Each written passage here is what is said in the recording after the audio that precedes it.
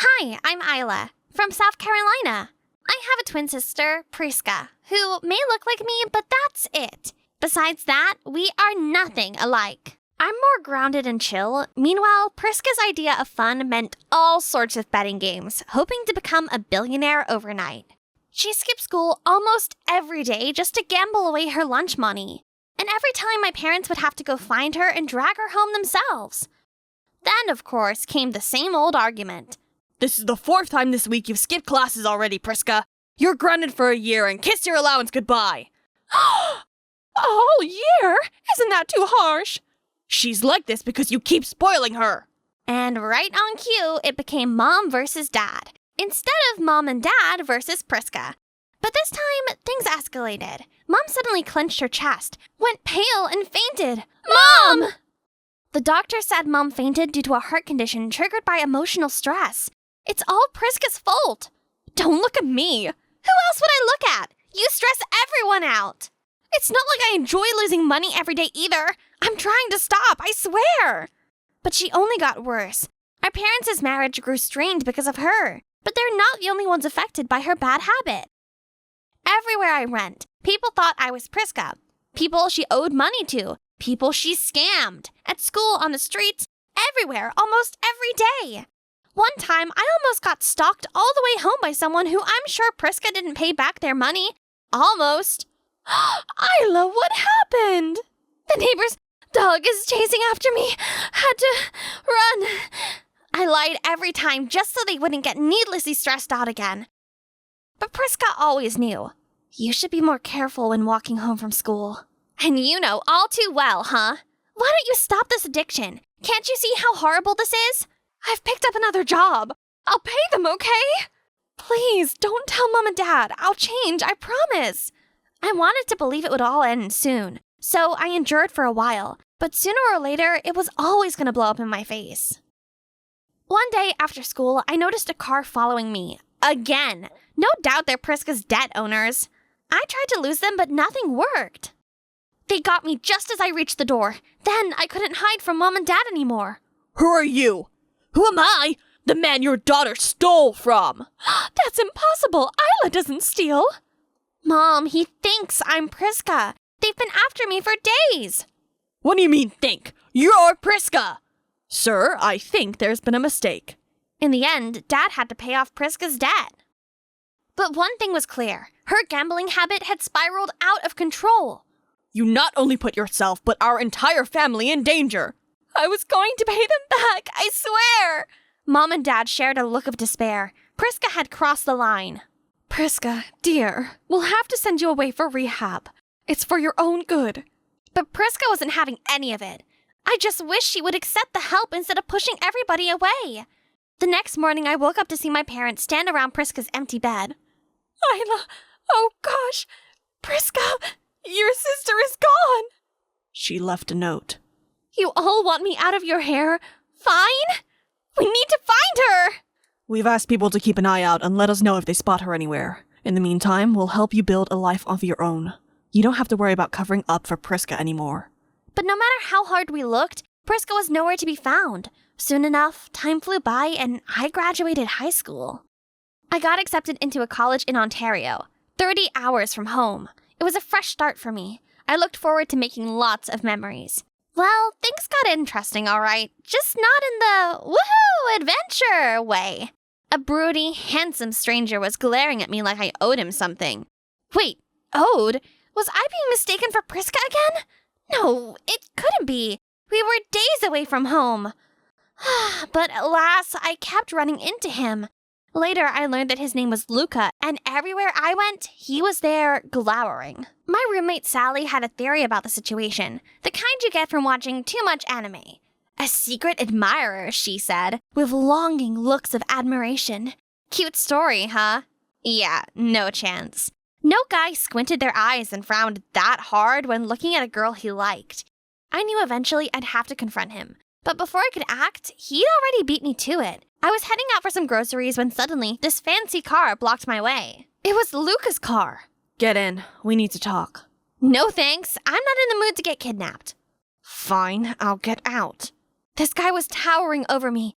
I felt like an ant standing before him. Seriously, what's your deal, dude? The world's a small place, huh? Where's the money? Excuse me? Don't play dumb with me, Priska. I lent you the money because you're a friend of a friend, but who would have thought you'd just run away with it? Oh my days. It all made sense now. But the last thing I needed was Priska's problems following me once again. Can we go somewhere more private? I was desperate to make him understand that I was only Priska's twin. I gave him my ID card, student ID, and even old photos of me and Priska together, but... Not buying it. You're a scammer, Priska. Who's to say you didn't fake all that? You didn't even look! Fine, I'll call someone to confirm. Nice try. You probably have a whole crew in on the scam with you, too. Great, now I'm in a crime syndicate? Seriously? What am I supposed to do? I don't even have a quarter of what she owed you. Then let's visit your parents. Surely they can pay. Nuh-uh. No way was I dragging them into this disaster. They're already worried sick that we couldn't find Priska. If they knew she was in massive debt again? No, I'll get a part-time job. Give me 5 months. I'll pay you back. 5 months? Why would it take so long? Well, with my college classes, even if I tried to take up 2 jobs at a time, the average wage will only get me so far. The more I explained, the more his rich kid smug face twisted into a hilariously confused expression. That can't be true. I just put up a poster for a housekeeper with a starting salary of at least twice that amount. Yeah. If you know it so well, why don't you help me find a job paying that much? As soon as I finished the sentence, he tilted his head and gave me a smirk. Yep, you've guessed it. I was to work off the debt as his housekeeper. I didn't have much of a choice. For a student, he lived like royalty. One look and anyone could tell he was born into money. Working for him was pure torture. I scrubbed, mopped, dusted, and yet he never ran out of work for me. Like one time, he told me to hand wash a whole mountain of clothes. Luca, these clothes are already clean. Like fresh laundry clean. Is that so? He got up and, to my horror, wiped his greasy pizza hands all over them. Now they're not.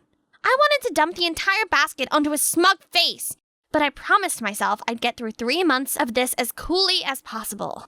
Then, one day, things took an unexpected turn when I came in for work as usual and found him in the kitchen struggling to make himself a simple cup of tea. He was shivering like a leaf, down with a fever. You know hospitals exist, right? I already took a pill. I'll live. The kitchen needs cleaning, by the way. Wow, even in this state, you're still a jerk. Maybe if you're nice to me for once, you'll get better. I wanted to leave that arrogant guy alone, I really did. But when I looked over and saw how vulnerable he looked, I didn't have the heart to. I was playing nurse and I didn't even know why. Maybe I thought of Priska and hoped someone out there was being kind to her too. Or maybe I just couldn't stand seeing him all weak and helpless. Either way, after that day, something shifted between us. He started being nice. He gave me less work and actually joined in to help. We even had fun watching movies and chatting with each other. I may not know why he changed, but I enjoyed this new Luca much more. Before I knew it, he was taking me out. It felt like going on dates. I'm scared of heights. Just hold on to me. I'm here for you. Neither of us said it, but we both knew we were falling for each other. I felt like I was on cloud 9. Only it wasn't for long when things came crashing down. I'd just finished making us lunch and was about to call Luca in the next room when... What? Priska owed you money too? Bro, that sucks. I wish I could help you out, but I haven't found Priska either. What? Seemed like he was on the phone with a friend, but...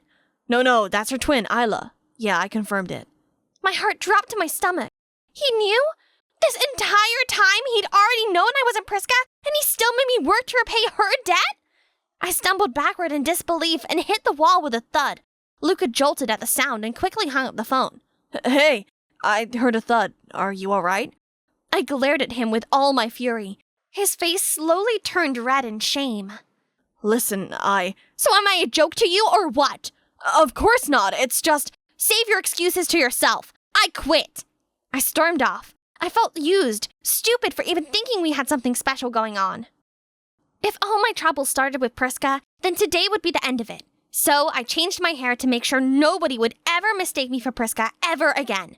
I buried myself in schoolwork and avoided Luca at all costs, even blocking his number. It hurt to pretend like nothing had happened and to just go back to my normal life. Yet I was convinced that was how things should be. Until one day, my quiet life got shaken up. Again. Sally walked up to me, looking a bit uncomfortable. Isla? Someone's here to see you. If it's Luca, I don't... No, she looks like you. Like pre-red hair you. Priska? Hi, sis. Seeing her after nearly a year made my chest tighten. She looked like she hadn't eaten in days. I wanted to pull her in for a hug and ask her how she'd been, but I had to stop myself. What are you doing here? Please, Isla. I'm in trouble. Loan sharks are after me. I just need you to pretend to be me just once. Tell them you get the money. In case you didn't notice, I don't look exactly like you anymore. You can dye it back. Just for now. I'll get a job, I promise. Are you serious? How many times have you made that promise already? You're scared to face your debt collectors, but you're willing to push me into that situation just to cover your back? Isla, please. You hurt Mom and Dad, and you hurt me. I'm done cleaning up your mess. Here, buy yourself some food. But don't come to me again, unless you're ready to make a real change. I meant every word. Still, turning her away like that hurt more than I expected. But I knew it was the right thing. Priska needed a wake-up call. And you know what? I was right. Because 2 months later, I came home for Thanksgiving and we got a call from Priska. Hi, Mom, Dad, Isla. I have good news. I joined Gamblers Anonymous and have been going to meetings regularly for a while now. It's tough at first, but I'm slowly turning my life around. Oh, Priska, you have no idea how worried we were. We spent every single minute looking and worrying about you. But that's great news to hear, honey. But how? Oh, it's a funny story, actually. One of the people I owed money to tracked me down, but instead of demanding payment, he insisted I must start joining self-help groups and even offered to keep an eye on me and help me find a sponsor to make sure I'd go through with it. Wow, such a kind stranger. Who is he? Oh, his name is Mr. L. Yeah, that's all I know. It was undoubtedly the best news we'd heard in years. But one question remained in my mind. Who was this Mr. L? I got a feeling I might know him already. When I came back to the dorm after Thanksgiving, a surprise awaited. Luca was still trying to reach me, and this time I didn't avoid him anymore. Isla, I came to apologize. I'm truly sorry, Isla. I should have told you sooner that I already knew you weren't Priska, but I was afraid you'd just leave. And the more I knew you, the more I didn't want to lose you. You're kind-hearted and strong. You take care of everyone, even when nobody asks you to, even without asking for anything back. And if you'll let me, I want to be the one to take care of you for once. Well, I guess I do owe you a thank you for what you've done for Priska. Wait, what? Yeah, Priska isn't a very convincing liar, Mr. L. Thank you for your kindness. That was sweet of you. Oh, for God's sake, just date already! Real love isn't shielding someone from their own consequences. It's having the courage to let them face the truth and walk beside them as they learn to do better. It was my first day at Hill Ridge High, and I was buzzing. For weeks, I'd been working on a plan, and today was showtime. Good morning, Hildrich family. Welcome back from summer break. This year is all about excellence in academics and behavior. Crowd cheered wildly. I just stood there watching the scene unfold. We are a family built on trust and integrity. I almost gagged. You see, Principal Richardson knew nothing about honor or integrity. He was a liar, and everyone needed to know. Scratch that, it was my job to let everyone know. Right on cue, a red sports car screeched into the school's parking lot, and out jumped Principal Richardson's wife! Gregory Richardson, you lying, cheating, two-faced toad! Whose lipstick is this? Oh, we can discuss this in private. Without waiting for another word, Mrs. Richardson hurled the lipstick at his face. Private? Like your private meetings with your secretary? Were out and everyone was filming and laughing. Well, not everyone. The principal's daughter, Chelsea, looked like she wanted to die.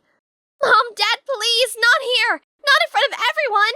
She tried to grab her mom, but Mrs. Richardson shoved her aside and lunged for her husband, who took off running. Chelsea's face turned bright red with embarrassment under everyone's smug stares. And yes, it was all a part of my plan. But don't get me wrong, I had my reasons. I didn't do it for the clout. I did it for justice. I did it for my cousin, Riley. By the time I got home, I practically sprinted to Riley's room, like I had the winning lottery ticket. Riley, you have to see this! And then I showed Riley the video I had recorded of all the chaos that happened at school. You actually pulled it off? Yep, it was easy. All I did was expose the true face of Principal Richardson and his mistress. I secretly followed them on their date, and when they weren't looking, I slipped the secretary's lipstick into his coat pocket. You're insane! And we burst into laughter when I acted out the chaos of that wild morning for Riley. Riley, my cousin, is an angel, too kind for her own good. And because of that, people grew jealous and started bullying her. One day, a classmate pushed her so hard she ended up with a serious injury, forcing her to leave school and stay in a wheelchair for months. I couldn't just sit back. I was furious. So I transferred to Riley's school with one goal in mind: revenge. The first targets, the principal and his daughter, the student council president. According to Riley, they were the worst. Cold, careless, and completely indifferent about what happened to her. Worse, his daughter was happy about Riley's accident. She had hated Riley for a long time. Well, it's time they paid for it. The next day, Chelsea walked into class like nothing had happened. But Hildred High had a memory like an elephant. A mean, gossipy elephant. Hey, Chelsea, is the school secretary your new stepmom? Is it true your daddy is planning to run away with her? Your mom must be so heartbroken. Then I saw Chelsea walk in and quietly sit all by herself in the far corner of the classroom, looking completely out of place. I thought it would make me feel satisfied, but strangely, seeing Chelsea that sad just made me feel awful. But the look on Riley's face when I told her about Chelsea today made me feel like I was doing the right thing for my cousin. I wish I had been there to see the look on her face. And did you hear? Principal Richardson resigned! And poor Chelsea, she'll probably lose her seat as the student body president. Okay, I said they deserved it, but this was starting to get out of hand. Riley, maybe we've taken this a bit too far? I didn't want to tell you this, but I went to the doctor today, and it's official. I'm never going to walk again. Oh my god, Riley! I'm so sorry. I really do want to go back to school, Zara. Even if it's in this wheelchair. But I just can't. Oh, why not? Are you afraid of those bullies? Micah stole my diary and started mocking me for the little secrets I wrote in it. I won't be able to go back to school until I get it back. Even though I'd been at Hill Ridge for just a couple of days, I knew exactly who she was talking about. Micah was hard to miss with his skateboard, black hoodie, and permanent scowl. Micah's the guy? Alright then, I'll make sure that the bully gets on his knees and hands over that diary. I had a plan. I brought my skateboard and skated nearby, just to stage a perfectly accidental encounter. Let me tell you what desperation looks like. It looks like me, in a helmet 2 sizes too big, elbow and knee pads, and a borrowed skateboard I named Death Wish. Day 1 of Infiltrate Micah's World and Steal the Diary, I face-planted. Twice. Day 2, I rolled into someone's dog. The dog was fine. My dignity, not so much. And on day 3, I became a meme when someone filmed me flipping over a trash can. Guess who was watching the entire time? Micah. Enjoying the show? Just counting the days before you break your neck. Ouch. Sounds like something a villain would say. Why are you even doing this? Well, to develop myself. You're terrible at it. I guess I'm not good at anything. I'm so useless. So I faked some tears for sympathy, and ta-da! He fell right into my trap. Hey, you're not useless. You just need to work on your technique. Alright, stand on your board. See? Worked like a charm. Hiding a smile, I did as he instructed. And then, in a move I didn't see coming, he took my hands and helped me balance on the board. And holy mother of skate wheels, he had the most beautiful eyes. No wonder the sky is gray today. All the blue went into your eyes. What? No! Who said that? Thanks. At that moment, I wanted to crawl into a hole and disappear.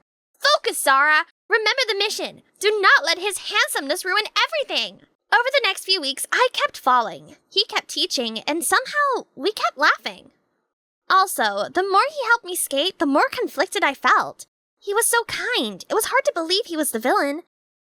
But that diary remained a mystery, even though Riley kept urging me to find it as soon as possible. His locker at school? Nothing. His backpack? Micah guarded it like a dragon guarding treasure. Until one afternoon, everything changed. We were at our usual spot in the park when a black motorbike sped towards us and we both jumped. The car is speeding towards us! Zara, stay behind me. While I was still frozen in shock, Micah rushed over and jumped in front of me, shielding me from that crazy driver. The driver sped straight at us, yanked Micah's backpack so fast it threw him face first onto the pavement, then tore off at a terrifying speed. Micah! Oh no! Heart pounding, I rushed over to Micah, who was laying on the ground, not moving. My backpack. No. The diary. Micah, hold on! I'm calling for help! As I dialed 911, I could barely breathe. Micah really had been carrying that diary with him all along, and someone had hurt him to get to it. This was getting way out of hand. After an ambulance arrived, I helped Micah call his parents, and then I ran all the way home like the FBI was chasing me. Riley, you're not going to believe what just happened! But the second I stepped in, my words died in my throat. Riley wasn't alone. Her mom, Aunt Frida, was sitting beside her, and she looked angry. Uh-oh. Without a word, Aunt Frida handed me her phone. And when I hit play, my stomach dropped as I watched myself on screen, slipping a lipstick into Principal Richardson's jacket at the coffee shop. You caused chaos at school and turned the principal's whole family upside down? Riley told me she was being bullied at school, and the principal didn't care at all. You begged me to. And that's when Riley shattered my entire heart. What are you talking about? I had nothing to do with what you did. What's going on? Why would Riley say something like that? Just then, I saw something that made words evaporate. Micah's backpack, stuffed half under Riley's bed. Wait, isn't that Micah's backpack? Why do you have it? I don't know what you're talking about. That's my old backpack. It's always been there. Didn't you know that? Stop arguing, you two! Zara, from now on, you're grounded for 2 weeks to think about your bad behavior. I turned, stormed to my room, and paced like a caged animal. Why was Micah's backpack under Riley's bed? Could she really be behind all of this? Did she want that diary so badly that she couldn't wait any longer and actually paid someone to snatch it from him? And that secret video of me, was she the one who sent someone to follow me? But why would she do that? I have to find Riley and get the truth out of her. Over the next few days, I tried to talk to Riley, but she ignored me. All she did was sit in her room and stare out the window. It was scary, to be honest. What was she planning? At school, Micah was nowhere to be found. He was probably at home recovering, but I couldn't go see him because I was grounded. I wasn't even allowed to walk to the mailbox without supervision. Then, just when I thought it couldn't get worse, Aunt Frida dropped a bombshell. To avoid any more trouble, you should transfer back to your old school. But I don't want to. There was still something Riley wanted me to help with. No need. Riley's going back to school next week. She says she can handle it on her own now, and there's no need to trouble you anymore. Was it because Riley got her diary back? Did she not need me anymore? And want me to leave the school? My train of thought was cut short by the loud roar of a bike. And I saw the biker. What was he doing here at midnight? Probably to meet Riley for some evil mission. Making sure I was well hidden, I watched as the biker parked the bike behind a house.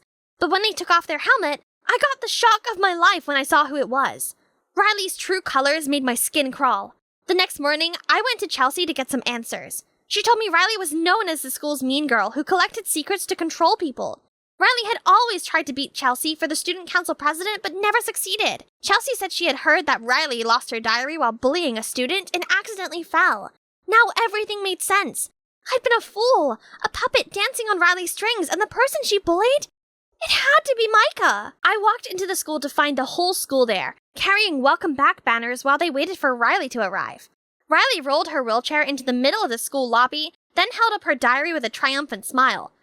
To the one who tried to hurt me, no worries. I'll be kind enough to leave that incident out of my precious diary. I had the perfect plan for Riley. While she was busy soaking up the fake cheers and attention, I quietly slipped into the crowd and waited for the right moment.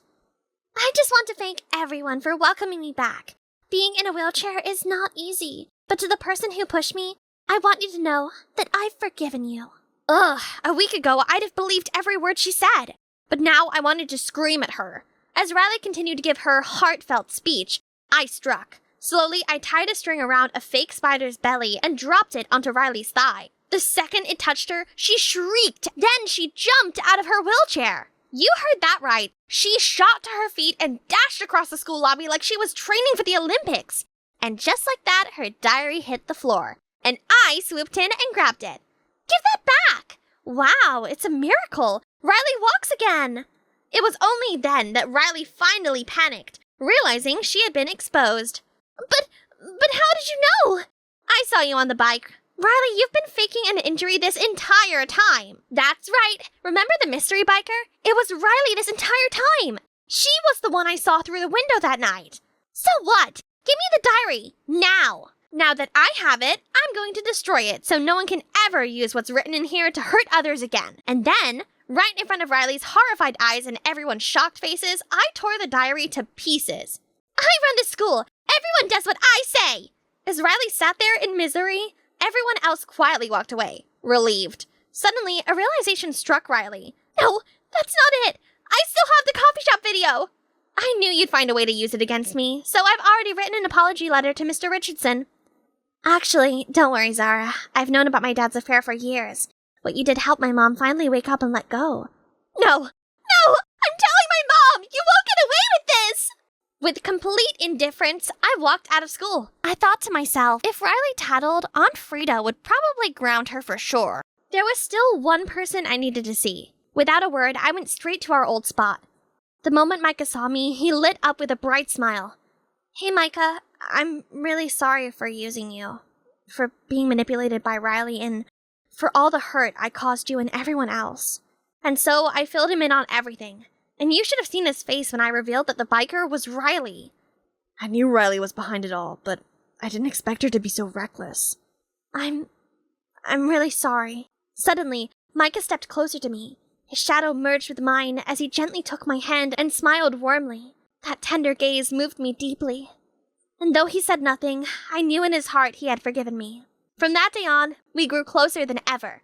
We went to school together, skated side by side, and talked endlessly about everything under the sun. It felt like our souls were in sync, drawn together like two opposite magnets that couldn't help but connect. Hi, I'm Trisha, and welcome to the crazy roller coaster that is my life. From the moment I was born, I was doomed. My parents set their eyes on me and saw nothing but a beautiful baby they could use to make a lot of bucks with. They made me the face of their makeup line, Lush Beauty. And since my hair was long and lustrous, they launched hair products too, using me as their model, of course. Even my everyday moments were never peaceful. My parents were always filming me. Look who's keeping her teeth all sparkly. I lost count of how many times I asked for privacy, but they never listened. And before I could stop her, Mom had already posted that silly video of me. Love emojis poured in, comments like, "She's so pretty. Her teeth are goals. Love you, Trish." And that made my mom even happier. My parents documented everything. My first loose tooth, my first zit, and I had a big fan base. Everyone thought I was living the dream. But I hated the cameras, the fake smiles, the pressure to be perfect. I didn't want fame. I just wanted to be a normal kid. I loved building robots. At 8, I already knew I wanted to be a robotics engineer. But my parents didn't care. "You've got a photo shoot in 30 minutes. Just wrapping up this robot. Ugh, this robot obsession again? Modeling pays real money. It's not an obsession. It's my passion, and I don't like modeling. Now, listen. French fries? That's like 200 calories. Obesity is calling. A handful won't turn me into a pig overnight, Mom. Throw that out or give it to Audrey. Yeah, toss it to the trash can. AKA me. That's my sister Audrey. She hated me for getting all our parents' attention, and I get it. They sent her to a worse school than mine and brushed it off whenever I spoke up. To them, I was the moneymaker. She wasn't, so they didn't care. Like one time, we broke into a fight after she destroyed one of my robots. What are you doing? Just helping you clean up. Give it back the way it was. Enough! Stop it, both of you! Audrey's smug face pushed me over the edge. I lunged at her, ready for a fight. Mom rushed in and pulled us apart. I had a small scratch on my face, but Audrey's was much worse. Oh my God, Audrey! What did you do to your sister's precious face? Apologize right now! Mom ignored the even bigger scratch I had given Audrey and fussed over my barely visible wound. I glanced at Audrey.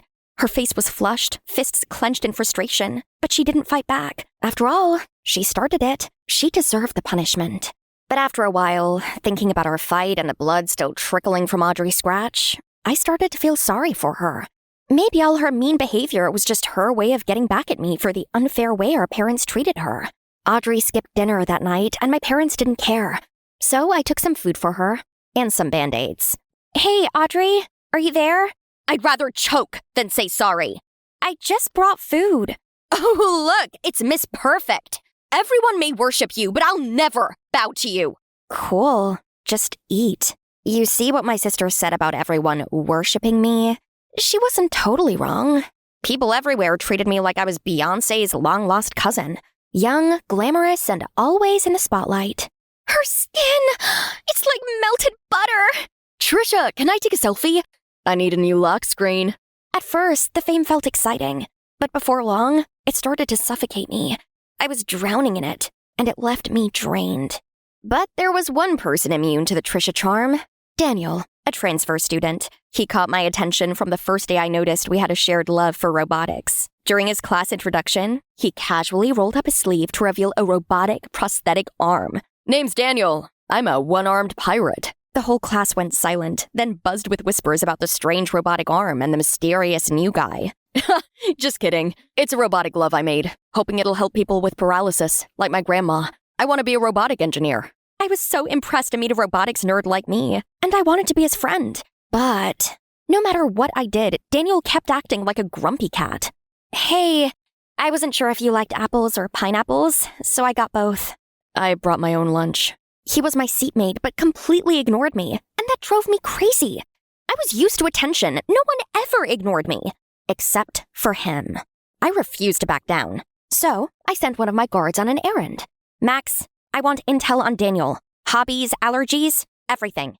New crush? He's a mission. Turns out, he wasn't a jerk. He was just selectively nice. He always volunteered to help kids at the orphanage every Saturday. Charity boy, huh? I can absolutely work with that. The next Saturday, I arrived at the orphanage with a van loaded with toys, books, and candy for the kids. Daniel was surprised to see me. Hi, I brought some stuff. Hope that's okay? You brought all that? Why? Seeing Daniel's confused face made me grin. I pointed to the van full of toys, and the kids swarmed around it, their faces lit with excitement. I saw your post about donating stuff. I wanted to help. And the smile that appeared on his face made me want to melt. We could use an extra hand today. Want to tag along? Sure. Yeah, totally. It has to be the best day of my life. Working alongside someone I admired and doing something good for once that wasn't captured by cameras. Just me, making a difference. Suddenly, a faint click of a camera shutter caught our attention. It was Mom! Somehow, she had gotten wind of where I was going and now wanted to take advantage of it for publicity. Seriously? Is this all just another publicity stunt for you? I thought you came here to do something meaningful. Turns out you used it for self-promotion. I can't believe I fell for it. No, my mom, she's chronically addicted to Instagram. This wasn't planned, I swear. You're exactly what I thought you were. A self-obsessed influencer who would do anything for clicks. Every word hit like a slap to the face. Even worse, Daniel didn't let me explain. After that, he changed seats and wouldn't even look at me. To him, I had become invisible, but I couldn't be mad at him. I was mad at my parents, the ones who turned my life into a 24/7 live stream. That incident made me realize I wasn't their daughter anymore. Until one day, I couldn't take it anymore. It was my 17th birthday, and I told my parents I wanted to do it alone. No guests, not even family, just me and cake. Lavish parties bored me. I quietly embraced the peace of my 17th birthday. But when I came back from school that day, the moment I stepped into the room, a loud noise made me jump out of my skin. Suddenly, people burst out from behind the furniture. Cameras clicked like crazy and flashes went off everywhere, blinding me. Surprise! My parents had filled the house with fashion designers, influencers, reporters. The opposite of what I wished for. Happy birthday, sweetheart! What is going on? Your birthday, silly. Ugh, I know you said solo, but come on. You're a star. You were born to dazzle. I said I wanted to do it alone. I'm done with all this. With being your little doll. Listen up, everyone. Today, I quit being the face of Lush Beauty. The whole room fell silent. I bolted into the kitchen and came back out with my hair hacked into a messy chop. Instantly, the cameras went wild again. My parents looked horrified, while Audrey smirked in triumph. I didn't care anymore. Life had trapped me, but now I was in control.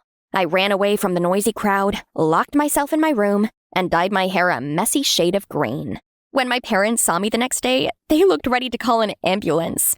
She ruined her hair! Our pride! Our investment! Why would you do this, Trisha? What are you even wearing? Sackclothes? I'm taking back my life. This modeling circus? It's your dream, not mine. I want to be a robotic engineer, and I will be one. No one can stop that. A what now? You will be touching wires, screws? You'll ruin your nails. No matter what. Don't worry, Mom. I will be your new model. My eyes almost fell out of their sockets when we turned to look at Audrey. She was dressed in some of my designer clothes, hair made into a tight braid, and face full of makeup. Audrey? The makeup helped, but I didn't expect you to do so well. I felt sorry for Audrey with the way my parents rushed over to her, taking pictures of her and asking her to turn this way and that. Audrey caught my eye and smirked as if she had won a trophy. Honestly, she just volunteered to be their new puppet. The next week, news of my resignation had spread like wildfire. But instead of support, I got whispers and side eyes. The same classmates who used to beg for selfies now laughed at me. It stung, but I reminded myself that it was a small price to pay for my freedom to chase what truly mattered to me.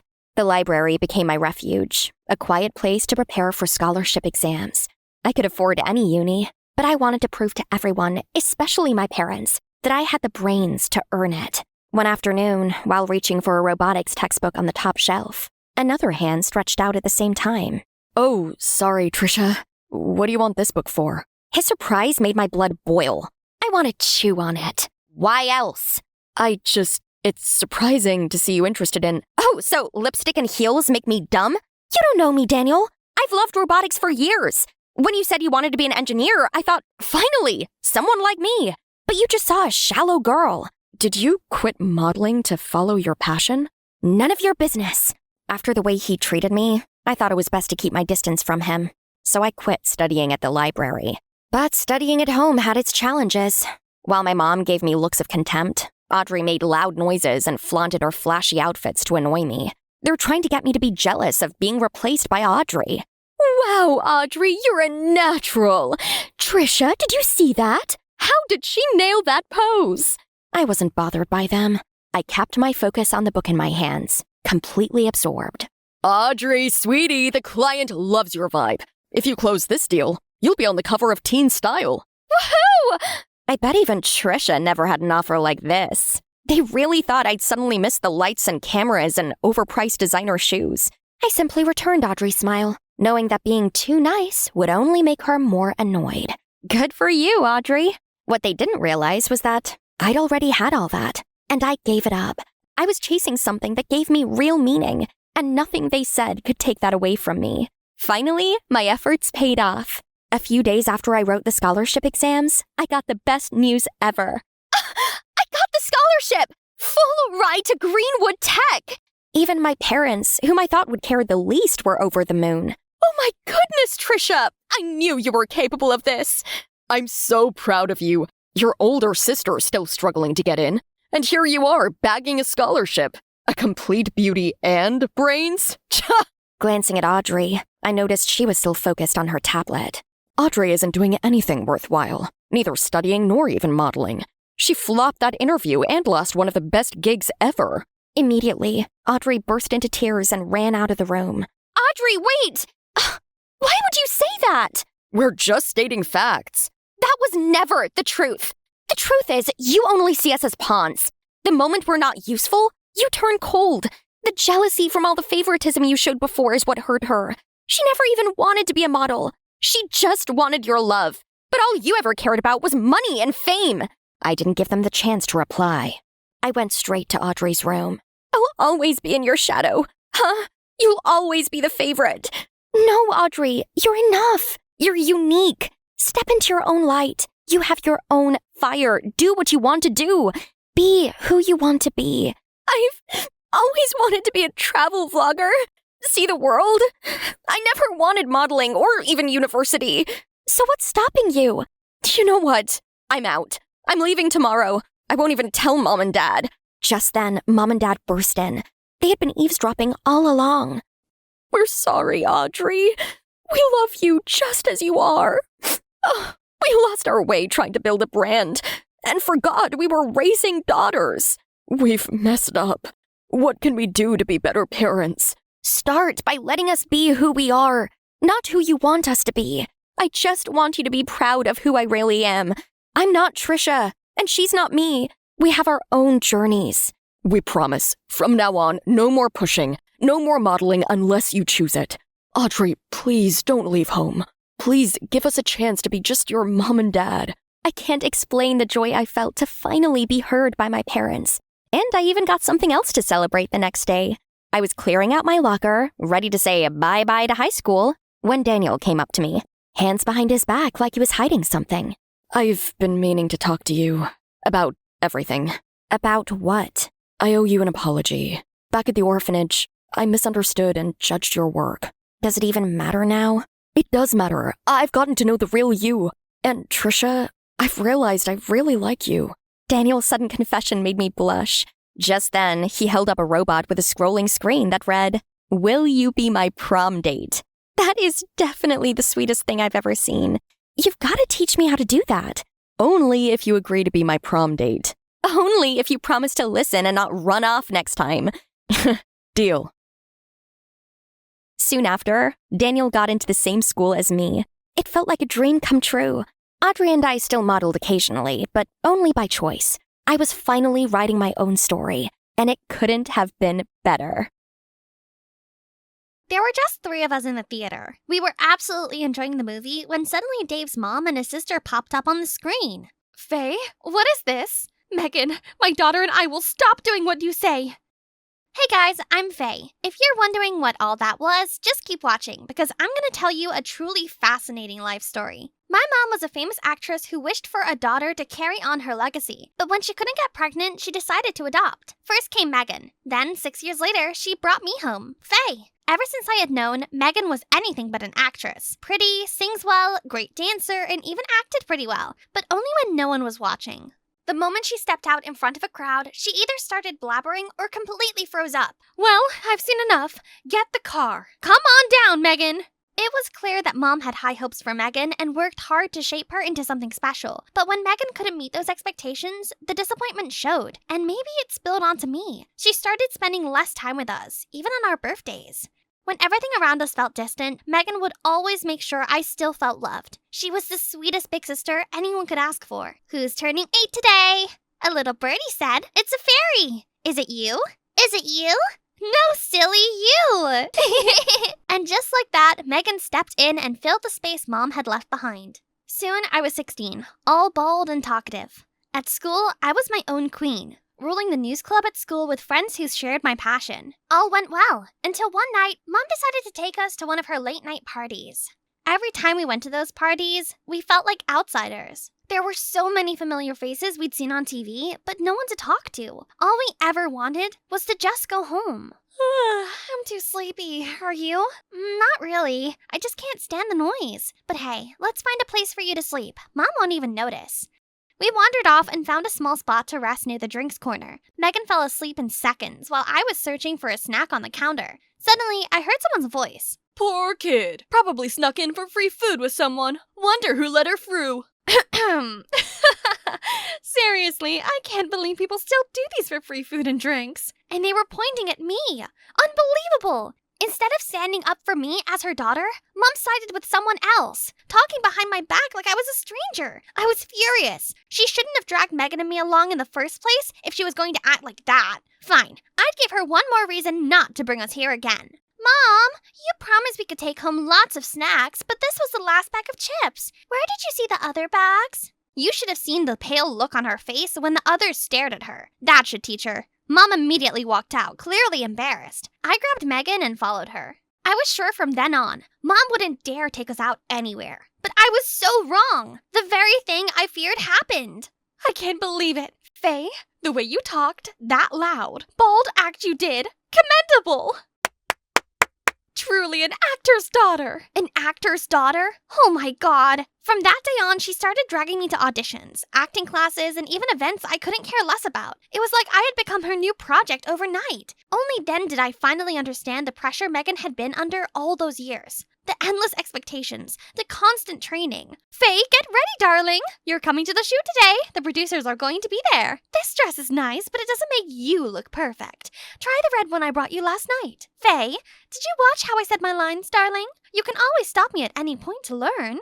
I know, but I went along with it for a while because at least I had Megan at home to cheer me up. But soon enough, she had to move out to start her own life. Your workplace is only 3 hours away. Can't you just drive back and forth? A little birdie once said, you can do whatever you want as long as it doesn't harm anyone. Is it you?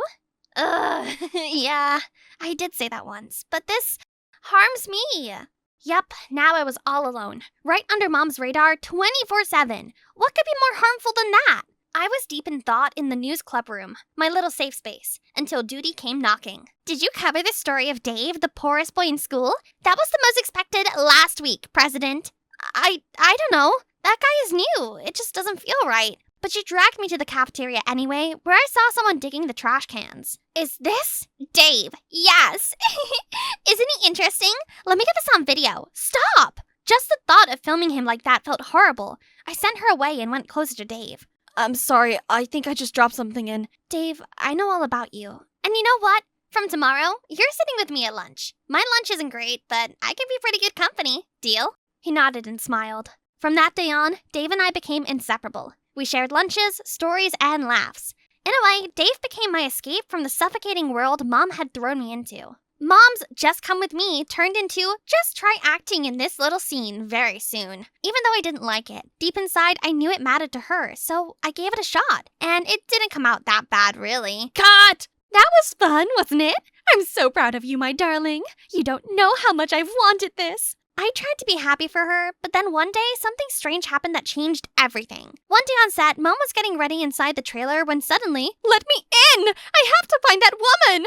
You! Where is my daughter? What do you mean? I don't even know who you are. Oh, save the act. You're good at that, aren't you? You promised my daughter a chance to become a famous actress, but you made her work like an unpaid servant, and then you decided she wasn't talented enough? You tossed her aside without paying her a single penny. She was humiliated. She ran away because of you. I want my daughter back, and the money you owe her. Mom froze. She glanced at me and quickly turned away. What was going on? Was my mom a liar? A scammer? Or worse? Before I could process it all, she snapped her fingers at her assistant who hurried to drag the woman out and swept the incident under the rug. My mind just couldn't rest. I walked to my mom's room that night to confront her. There has got to be something I need to know. But then what I heard shook me hard. Mom was talking to someone over the phone. I don't want to see her again. Finish off the case in the next 24 hours. I'll pay you as usual. OMG! Why was she sounding like a mafia boss? Was she even my mom? That night changed my impression of her. I called Megan and told her the whole story, and she was scared even more. So you're telling me she tried to shut that woman up? For real? Yeah, she sounded like a different person. I feel like we should have seen this coming. You know how Mom's obsessed with finding someone to carry on her so-called legacy? She lures girls in with promises of fame, then dumps them the moment they don't meet her standards. Just like she did to me. Be careful, Faye. My heart was pounding painfully in my chest. Megan's words haunted me. I wanted to share it with my best friend Dave, but he wouldn't pick up.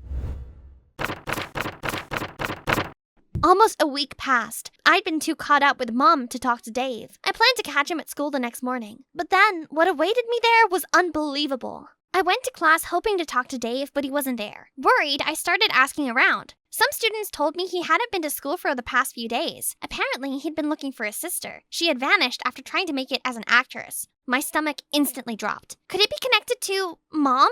Without a second thought, I rushed straight to Dave's house. It was a small, secluded place, tucked away from the main road, and only his grandmother was inside. You're David's friend? He's gone. First, his little sister vanished. They said she was going to be an actress. Promised us she'd be famous and rich. But now, nothing. She ran away. And then his mom ran off to find her, and now Dave. He's gone too. Then she broke down crying. I tried to comfort her, but inside my thoughts were spiraling. The woman who stormed onto the set, was she Dave's mother? If what Grandma said was true, then everything pointed back to one person, my mom. I had to know the truth. Mom wasn't home, so I crept into her room, searching for clues. And there it was, a notebook, with letters tucked deep in the drawer. And holy moly, those letters were all from Megan. All of them spilling hatred on Mom. I hate you for always abandoning me. I know you think Faye is better than me, but I'll ruin it. I'll turn her against you. I'll make sure she hates you forever. Has Megan always felt like this way? Just because Mom chose me to act instead of her? And she was trying to sabotage our relationship? Beneath those letters was Mom's diary. I hesitated, but then opened it. Then suddenly, my phone rang. It was Dave. Dave, you're okay? Where have you been? Faye, I was searching for my mom and my sister, and I discovered something big. Meet me at the old bus station. I can't talk over the phone. What was Dave talking about? Did this have something to do with Mom? After I came back from meeting Dave, my head was spinning. I walked into the living room. Mom was home now, reading some magazines and drinking her favorite tea. Mom? Yes, honey? We need to talk. I found these letters from Megan and your diary. Her face turned pale. I also met Dave earlier. He told me that his mom was the one who came to your trailer that day. Dave's mom? But why? His mom and his sister had been hired by someone to sabotage you. And by someone, I mean Megan. Why would she do such a thing? What have I done to my daughter? I had never seen Mom like this before. The woman I always thought was strong now looked completely shattered. You're not a bad mom, just someone carrying too much pressure. You were so focused on your legacy, you forgot that we're not your perfect little creations. We're your family. I'm so sorry, Faye. And to Megan, too. I just wanted to give you both everything I never had, but... I understand, Mom. But we can't run away from this anymore. I'll help you. We'll talk to Megan and fix this. She smiled, and then we hugged tightly. Then I decided to visit Megan. Maybe, deep down, I wanted to give her a chance to confess. So you came here all by yourself? How sweet. Yeah, so what's new, sis? Nothing much, just work. Okay.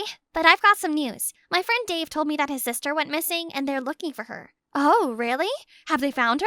Not yet. That's bad. I hope they can find her, though. She acted like nothing was wrong. Since Megan clearly wasn't going to admit anything on her own, I decided it was time to ask Dave for a favor. With Dave's help, I came up with the perfect plan. That night, I rented out an entire movie theater just for the three of us. We watched a heartwarming family film together, a gentle reminder of how beautiful a family can be. And at the very end, a little surprise I had carefully planned. Faye, what is this? Megan, my daughter and I will stop doing what you say. We both owe your mother an apology, and we refuse to accept any payment from you. As for you and your mom, you should give each other a chance to explain and truly listen. That's the best way to start making things right between you. The video ended. The room fell into a heavy silence. Megan was about to run, but I held her hand and gave her Mom's diary.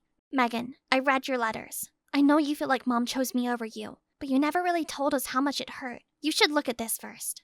Megan paused, then sat down, flipping through pages of the diary, with tears in her eyes. I wasn't surprised by Megan's reaction. In her diary, Mom had poured her heart out, admitting that she'd been selfish, that it broke her to see Megan turn against her after everything she'd done. More than anything, she wanted us to know how deeply she loved us both, and how desperately she wished to make things right. Mom, is this... I'm so sorry, Megan. I thought I was protecting you from the same failures I faced, but I didn't see what was behind the curtain and ended up failing you both. Megan, Faye, you are and always will be my daughters. I love you both.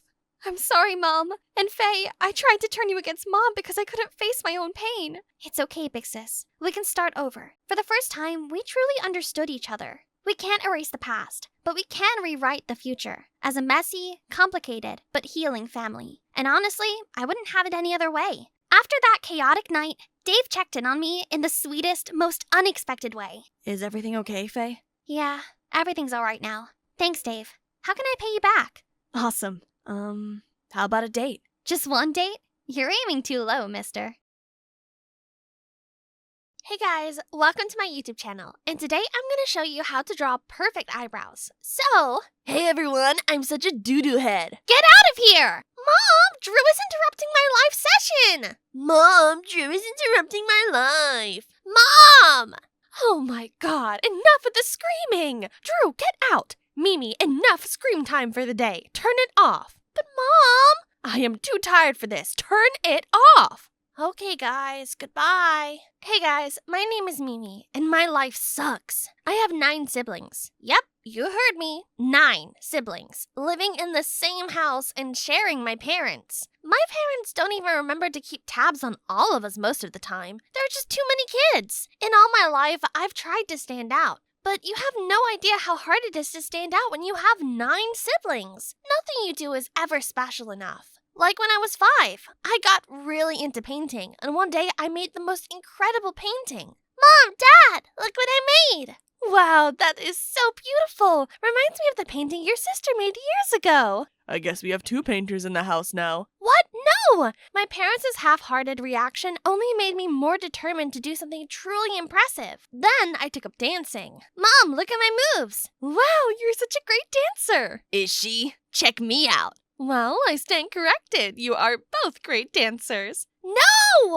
At that point, I gave up on finding my own thing and standing out. I just faded into the background, and I eventually learned to live with the noise and chaos. Or so I thought. By the time I got to middle school, I didn't think it bothered me anymore until one day when I was 15, that changed everything. The day started really ordinary. I woke up, got ready for school, and got dropped off with my siblings. In the middle of 4th period, we heard a loud, scary tumbling noise. Our school's foundation was rumbling. Feels like an earthquake. Quick, everyone gets under the desks and drop to your hands and knees. That was the scariest thing I had ever gone through. My heart kept beating like a train engine. Fortunately, the shaking passed quickly, but school was canceled and our parents were called to pick us up. I waited outside for hours, but my parents didn't show up. That's odd. I couldn't even find my siblings. Then I started to walk home, scared that something had happened to them. But when I got home, I saw the most shocking thing. My family was seated at the table, having dinner without me. Hey, doo-doo head, where were you? What? What do you mean? I was at school, waiting for Mom and Dad. What? Oh my God. Did you guys forget about me? Like, no one knew that I wasn't home? Honey, you know today was hectic. We thought... You forgot about me! You know, I've always known that you guys don't care about me. But this is just... Mimi, I am so sorry. But you know that's not true. I hate my life so much. I hate all of you. I wish I was an only child. I ran outside. I didn't know where I was going, but I just couldn't spend another minute looking at the dinner table set without me. It hurt so much that I just kept running. Ran as fast as I could until sweat soaked through my shirt. I stopped to catch my breath, and then I saw it. There was a neon light in front of a store that said, "We can help you experience the life you've always wished for." It felt like a glimpse of hope. Maybe it could fix all the mess I was going through. Without a second thought, I stepped into that mysterious store. The store's atmosphere completely overwhelmed me. It was unlike anything I had ever seen before. It felt more like a lab, with a man wearing a white coat. Welcome to our research lab. What is this place? This is a virtual reality research facility. We are conducting research. When you step into our pods, the system analyzes your thoughts and generates a personalized reality that is exactly the life you want. Wow, sign me up! I want in! That's lovely, but you're a child. We need your parents' consent. I don't have a family that cares. In that case, step in. Immediately, I stepped into this massive pod that looked like a spaceship, and I got hooked up with a helmet and cool glasses. All right, Mimi, when you open your eyes, you will be in a world where all your dreams come true. Just seconds before falling asleep, my mind was flooded with thoughts. The chaos of my life, the neglect from my parents, and my annoying siblings. I wasn't even sure if this experiment would work, but honestly, I didn't care. I just wanted to escape it all. Then, I drifted off. Wake up, darling. Time for breakfast. I made your favorite. What? I woke up and got dressed. Then I went downstairs to a perfectly set breakfast table. Just my parents and me. Sweetie, do you want the extra egg? That's silly. Just take it. You're a growing girl. Our perfect growing angel. Hello, everyone. My name's Mimi, and my life is perfect. I am an only child, and my parents are the best in the world. They love me so much and would do anything for me. When I was a child, one day I got a cold in school. My mom was so worried she quit her job to stay home and take care of me. I started being homeschooled from that day. After our lessons every day, my mom and I would do whatever I wanted. So, sweetheart, what are we going to do today? I'm craving froyo. Can we get froyo? Anything for my angel. At the froyo stand while waiting in line to order, we saw a family with 10 children. They were so loud and rowdy. I couldn't imagine what that kind of life would look like. My God, can you imagine having 9 siblings? So much noise. Gosh, I'm so glad that I'm an only child. Exactly, sweetheart. How could they care for so many kids properly? Sure, I am an only child, so my parents always looked after me closely. But to be honest, their attention could feel a little suffocating at times. Don't get me wrong, I loved my life, but sometimes it got quite lonely. They never let me out of their sight, so I never had any friends. Mom, the neighbors invited me to a birthday party. Can I go? God, no! All those children! Who knows if they're carrying germs? Honey, want to watch a movie on Netflix? We could watch it and have popcorn. But I've seen this movie a million times. Well, buckle up to see it for the 1,000,001 time. Ugh, it was so frustrating having them hover over me all the time. Hello, my name's Mimi. What's yours? What? Get away from that window! Get away from my child! Don't speak to her! Mom, I just... Don't speak to those kids ever again. They're not the best influence. My parents were obsessed with keeping me safe, watching over me 24/7 like I might get hurt the moment they looked away. Their overprotectiveness slowly became exhausting. And then one day, the weirdest thing happened. I went to sleep and I dreamt about having 9 siblings. Our house was so loud, but we seemed happy. We were always having fun and laughing, so much laughter. I had a brother named Drew who was my biggest headache, but he was my biggest protector. In my dream, I was playing on the swing when suddenly a boy yanked the ropes and pushed me down. Ouch, my arm! I think it broke. Oh, that's going to leave a scar. Hey, how dare you push my sister? And boom, he raised his voice and shoved the boy aside. Then, with a glare fixed on the boy, his fist clenched tightly, as if ready to land a thunderous punch. Apologize to her right now. I'm sorry, please, I won't do it again. Come on, Mimi, let's go home. He held my hand tightly, and together we walked home. It was the warmest, happiest feeling I'd felt in a long time. And then my mom's voice pulled me from sleep. As I opened my eyes, her face was filled with concern. Hey, sweetie, are you okay? You're sweating. I had the strangest dream, and I told Mom about my dream. Gosh, that sounds like a nightmare. No, Mom, it felt real. Too real to be a dream. Do I have a brother called Drew? What? No.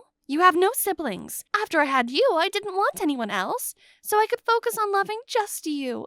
It's just a dream. But then it got weirder. I looked at my arm and saw the scar from my dream.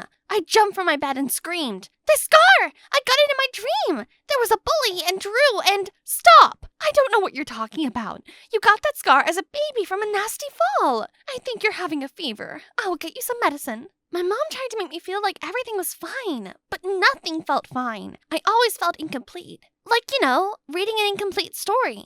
And to make it worse, I kept dreaming about that family every night. But they didn't feel like dreams. They felt like memories. The more questions I asked, the weirder my parents got. One morning, I woke up and found them screwing all our doors and windows shut. What's going on? Oh, nothing, honey. Just trying to protect you from those weird dreams you keep having. What? That doesn't make any sense. Nothing made sense. And every time I tried to make sense of it, a terrible headache stopped me. The headaches were so bad that I eventually gave up trying to understand anything. But one morning, I looked in the mirror and saw myself in a different house. It looked just like the one in my dreams. But I wasn't dreaming. I was awake. I couldn't ignore it any longer. I had to search for answers. All the doors were locked, except one. When I finally went in, oh my God! I found photos of me with the people from my dreams. All happy moments, arguments, laughter. That's when I knew they were real. Congratulations! The experiment has been successful. The subject's memories have been completely reshaped. What? And then I passed out. When I woke up, I was neatly tucked in bed, but I'd figured it out. This world wasn't real. I remembered the lab. I remembered the pod. I remembered the helmet. Everything gradually became clear in my mind. I immediately started yanking at the helmet. System locked. Subject has not completed the experiment. No! Leave me alone! I don't want this anymore! I want to go home! Honey, what's going on? Get away from me! You're not real! I want my real family! What are you talking about? You are our child! Our only child! No, I'm not! Get me out of here! Now you are being disrespectful. We are going to lock you in here until you come to your senses and apologize to your mom and me. Let me out! This is all my fault. I wished for this. I'm sorry, Mom, Dad, and everyone. I miss all of you. Even Drew. I don't wish I was an only child anymore. I felt defeated. I'd screamed, scratched, and begged for hours, but help wasn't coming. I lay on the bed and cried, and then I heard the most curious thing. Mimi! Where are you, doo-doo head? Honey, please, we're so sorry. It was coming from outside my window. Drew? Mom? I'm in here! Over here! I started to scream back, but they couldn't hear me, even though their voices still rang clearly in my ears. In a desperate moment, I jumped out the window, just to break free of this prison. When I opened my eyes again, I found myself in a room that felt both unfamiliar and oddly familiar at the same time. Where am I?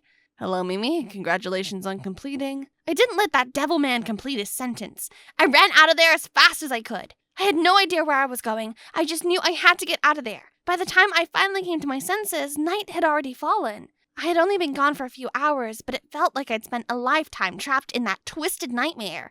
And then, in the distance, I saw Drew rushing toward me. Drew! I'm so sorry. I didn't mean what I said.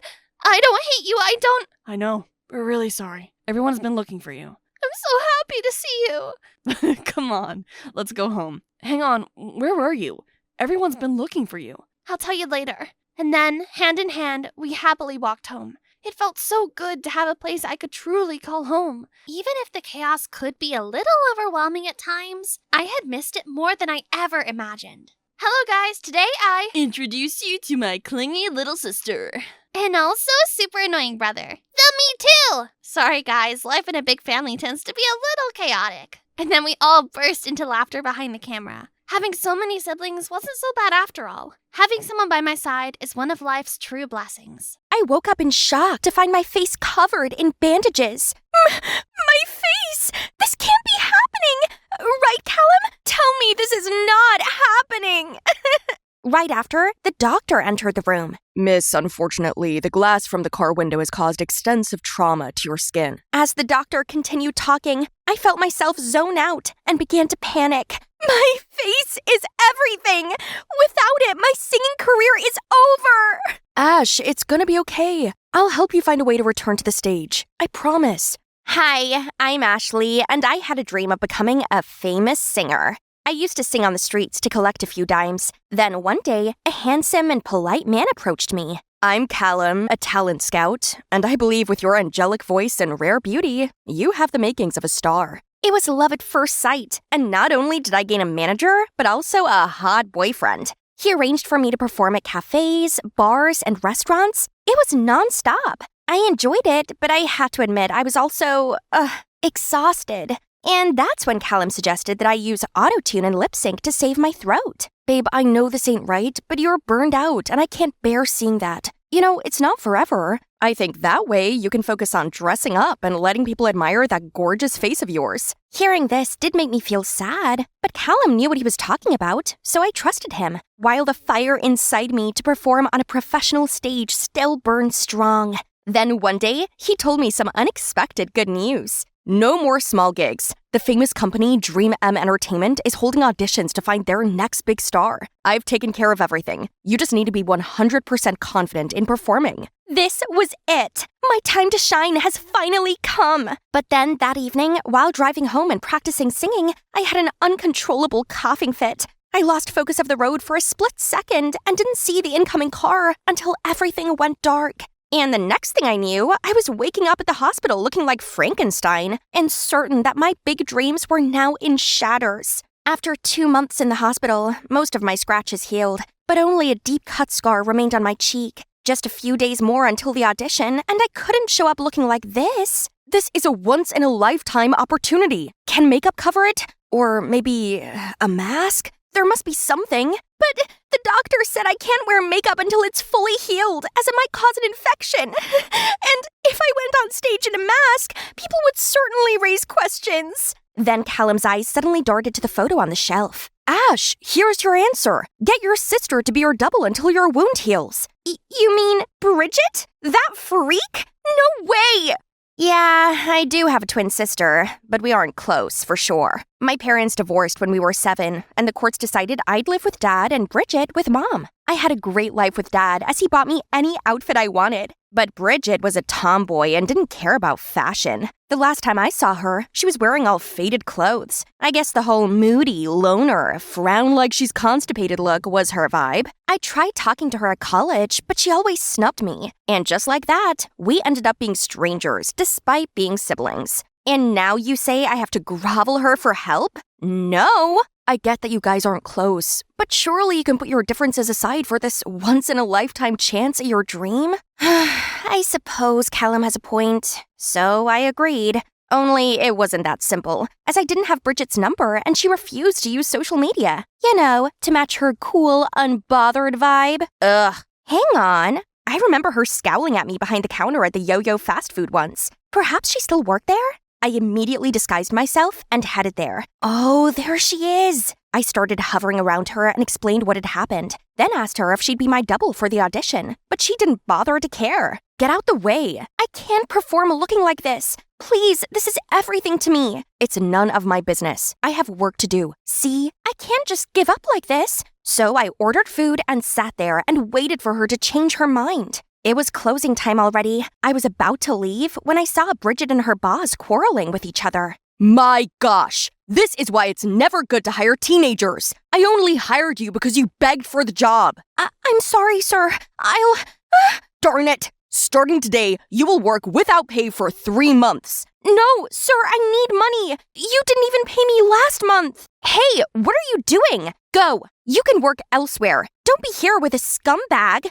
What? And you, get lost before I report you to the cops. What you aiming at? Why do you have to work here anyway? Doesn't Mom give you a big enough allowance? Don't pretend like you care. How could a spoiled girl like you ever understand? What do you mean by that? Anyway, you need money, right? I can help you. Bridget didn't answer, but I saw through her Miss Frosty persona. If you replace me until I'm recovered, then I'll pay you. A big check worth 10 times what you're making here. By the way, only 2 of us and my manager know about this, so don't worry. Then I gave her my number and told her to message me when she made a decision. She reluctantly took it, saying nothing, and just left. But that evening, a message from an unknown number popped up. Okay, I'm in. You better pay me right. I immediately called Callum and told him the good news. Now it's time to turn Bridget into a temporary me. Normally, Callum and I keep our relationship low-key to maintain professionalism. And that's the same now. We're keeping it a secret with Bridget. Callum made it clear to Bridget that all she needed to do was to look pretty and lip sync. But geez, that girl could only moan. This crop is too tight and constricting. Stop scratching like a monkey. I showed her how to stand straight and walk like a diva. And it shocked me when she said she'd never heard of skincare. No wonder her skin was as dry as the Sahara Desert, and her pores were as deep and large as black holes. No worries. The witches here will give you a magic transformation. Wow, she looked exactly like me, just without the wound. Even Callum was impressed. He instantly offered to help her into the car and drive her to the audition. I guess it made sense for Callum to keep her on our side. Now is not the time for stupid jealousy, Ashley. I disguised myself as Bridget's assistant and nervously waited backstage. The audition was such a nightmare. Bridget's lip-syncing didn't match the pre-recorded audio, and she danced like she had 2 left feet. Finally, the performance ended, and the first judge to comment was David Knight, aka the music wizard, master composer, and lord of melodies. Oh, I know this guy. He's sure a demigod in real life. Your singing was dismal, and your dancing was catastrophic. Did you get lost looking for the bathroom and wander on stage by accident? Having a pretty face isn't enough to keep you here. The judge sitting next to David suddenly grabbed the mic. Wait, he's the CEO of Dream M.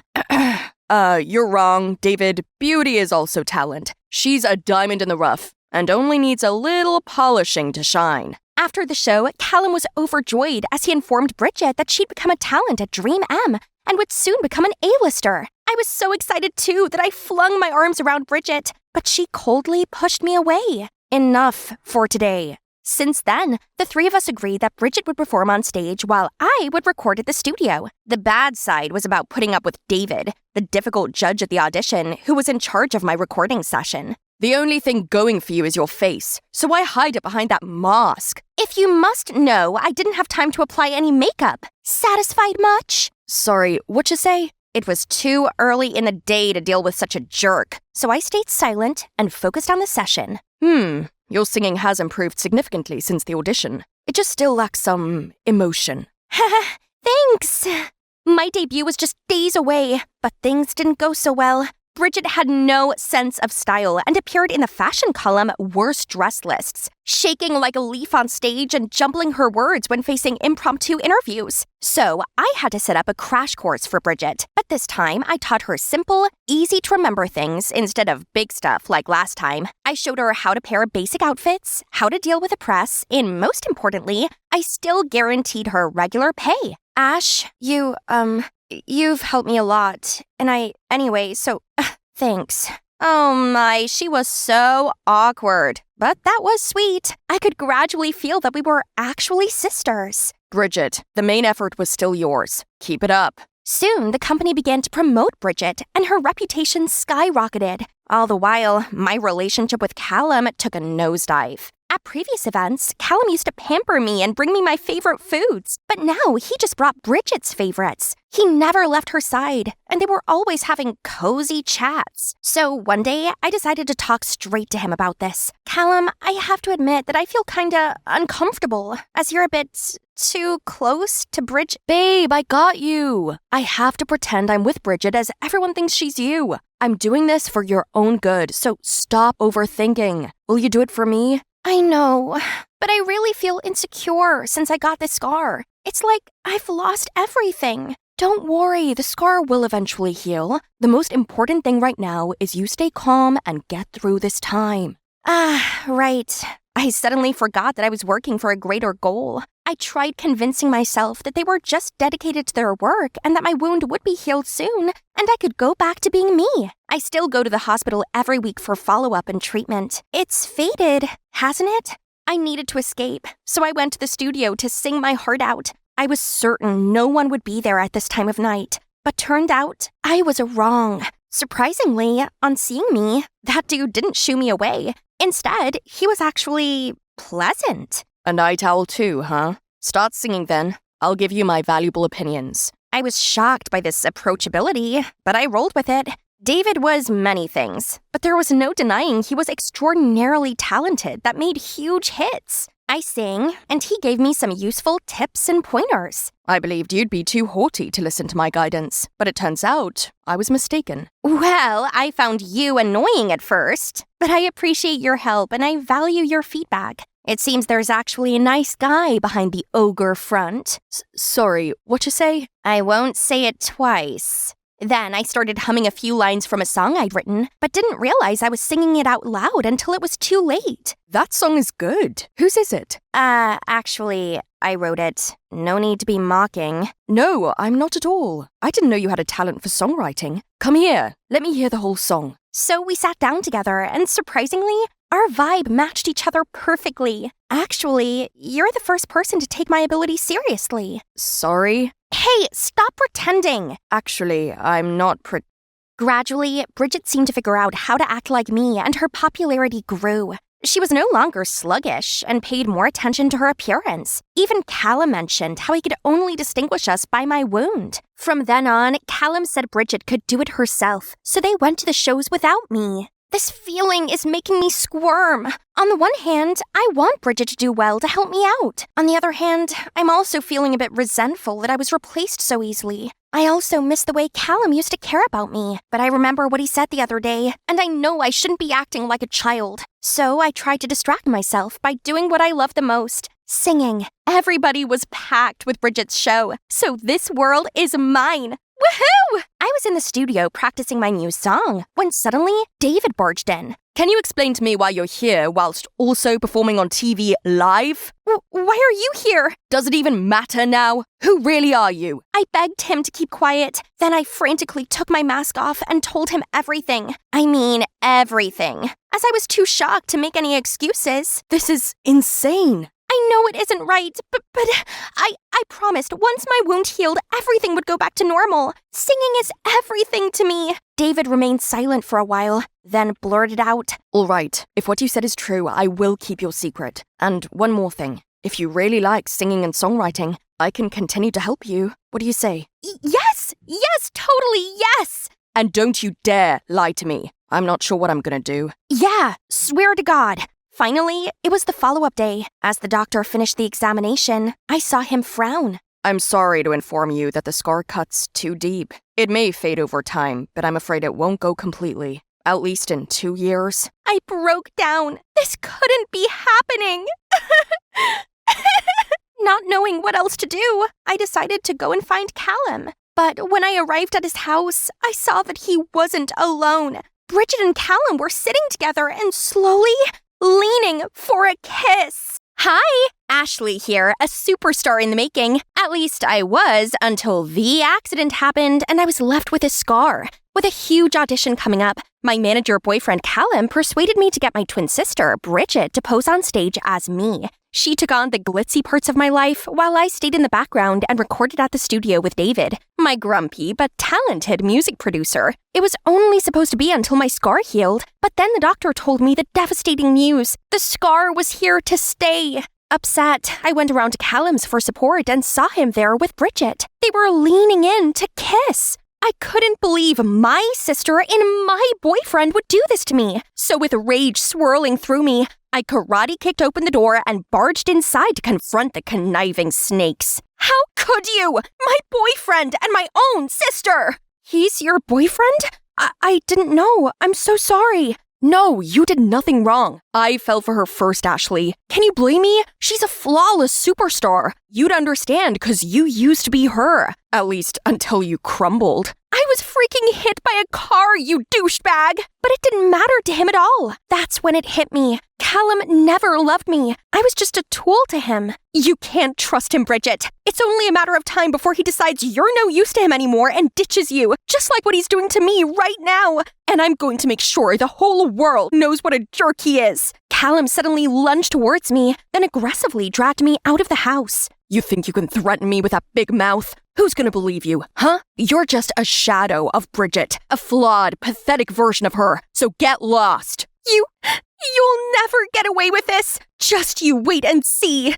Days later, I was still hung up on his cruel words, but I had to do something to take back what's mine. So I spent ages covering my scar with makeup, then showed up at an event I was supposed to attend. I confidently strutted up to the entrance. Whoa. Nice try, Ashley. But the scar gives you away. Try Kylo Ren next time.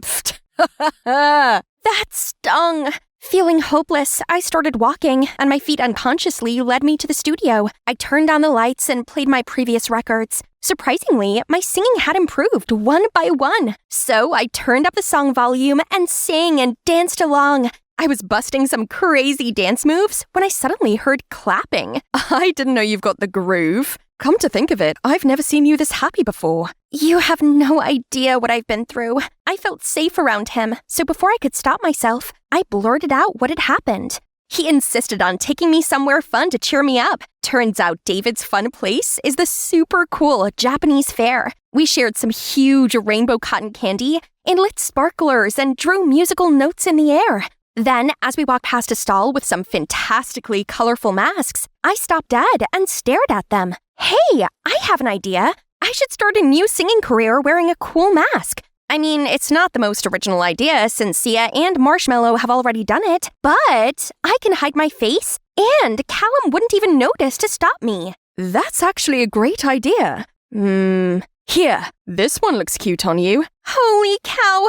Red alert! Red alert! You're falling for this charming, handsome, talented music producer guy. It's on me, by the way. Consider it a lucky charm, okay? For sure. I swooned and was motivated to create a YouTube channel right away, starring me singing with my mask on, and used Vixie as my stage name. At first, I only covered other artists' songs, but as my confidence and following grew, I began singing the songs David helped me write. Although the netizens quickly spotted the similarities between my voice and Bridget's pre-recordings, they're both mine, but the difference is, one uses a ton of auto-tune and one does not. Then, one by one, I released more songs, and over the course of a few months, my channel grew to over 1 million subscribers. For the first time in my life, people actually saw me for my musical talents, not for the way I looked. So, to thank them, David and I spent weeks in the studio composing a special song called Thistles Bloom to release on Valentine's Day. Then one day, David was invited to the Grand Gala, which was a massive event full of the hottest stars, and he took me along with him.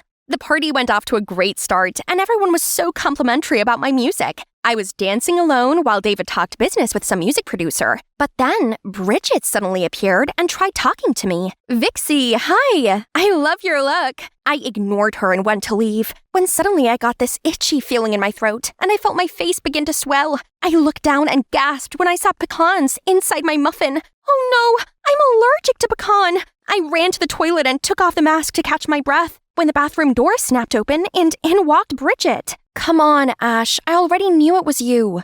"Sorry, guys, the door seems to be stuck." She slammed the door shut and went trying to help me. I didn't want her help, but I didn't have much choice. I put my mask back on and let her place her jacket around my shoulders and sneak me out of there. She got her driver to pick us up around the back of the building and take me home. Then she made sure I took my allergy medicine. Don't expect me to thank you for this. No, after you left Callum's house, he told me you gave up singing for me and that you gave us your blessing. But when I saw videos of Vixie going viral, I instantly knew it was you, and he'd lied to me. Yeah, he's good at doing that. I feel really bad for what happened, so I want to make it right. I'll give you back your place as a singer. You're serious? Absolutely. I was so relieved you hadn't given up on your passion. You have no idea how amazing you sound. Actually, I do, but I can't take all the credit. David helped me produce the song, and we're actually releasing it this Valentine. Really? I can't wait to hear it. Fine, you can hear the demo if you want. She loved the song, and I had to admit, it felt good having my twin back. A few days later, I was fully recovered from my allergy attack and feeling excited about my big song reveal. But then I went on my laptop and saw that Bridget had released a new song, Thistle Bloom, my song! I immediately called Bridget to find out what was going on. Surprised, weren't you? Now you know how I feel. I've always been inferior to you. It's about time you be the loser. Oh, and BTW, Callum and I are officially dating. He picked me over you, so did your fans. They definitely won't be fooled. I'll show them the truth. I went online and insisted that the song was my work. But not only did the netizens not believe me, but they also wanted me cancelled. This Ashley wannabe is so tragic. I always thought this masked girl was sketchy. She thought she was so sleek, stealing Ashley's song. I had to watch my subscriber count take a nosedive. All my hard work had gone to waste. I turned my phone off and just sat in a dark room, wishing I was beautiful again. Maybe people would believe me then. Suddenly, the door opened and in walked David. "You've been ignoring my calls and messages, so I came to see if you were okay. Seems you're not." "No, I'm hideous, and now my career is over." "Your career isn't over because of how you look. Can't you see? You're very talented, and you're all set to become a great artist. That's why Bridget is so jealous and insecure. She has to steal your work." So, people still believe Bridget because she's beautiful. No one wants to believe in this sketchy, masked girl who's too afraid to show her scarred face.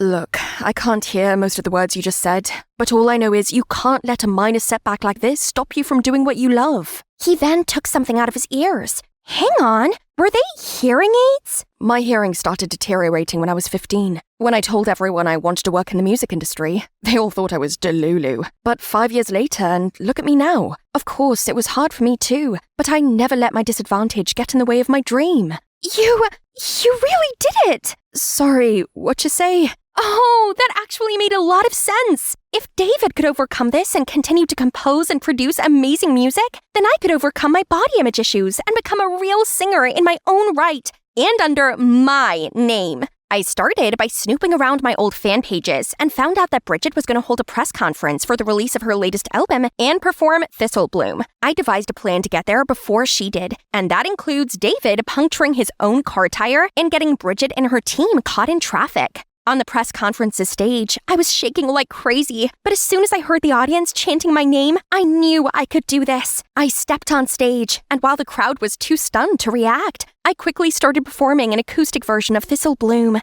and the crowd went quiet. I could see it in their eyes. They were moved. Then the screen behind me lit up and played a video of me and David working on the song. When my performance ended, the audience erupted in applause. I was overwhelmed with joy, but then a reporter suddenly stood up and asked, Are you the masked singer Vixie? What are you doing here instead of Ashley? I knew this was my moment of truth, so I took a deep breath, then removed my mask. I'm actually the real Ashley. The audience gasped in shock. Buzzing started spreading. I got the scar from a car accident. I was so hungry for fame, but believed I could never make it as a star with a scar. So I asked my twin sister, Bridget, to take my place. I'm sorry that we deceived you like that, and I promise that from now on, I will always stay true to myself, scar or no scar. Then I stepped down from the stage and walked past Bridget, who was trying to escape the reporters. She looked around and called Callum's name for help, but in typical Callum style, he was trying to blend into the crowd. Ashley, was the twin swapping plan your idea? No, it was actually my ex-manager's, aka cheating ex-boyfriend's idea. Wasn't it, Callum? I watched him look mortified as they swarmed around him. It seems like he's gonna have a hard time with his career in the future. That's karma for you. Then I strolled out of there with David waiting at the door, leaving all the buzzing behind me. I started living my life just the way I wanted and no longer cared what Bridget and Callum were up to. Then one day, I was driving home from the studio when I saw Bridget surrounded by some thugs. I called the police and then made sure she was okay. Turns out, Mom was in debt, and the collectors were now forcing Bridget to pay up.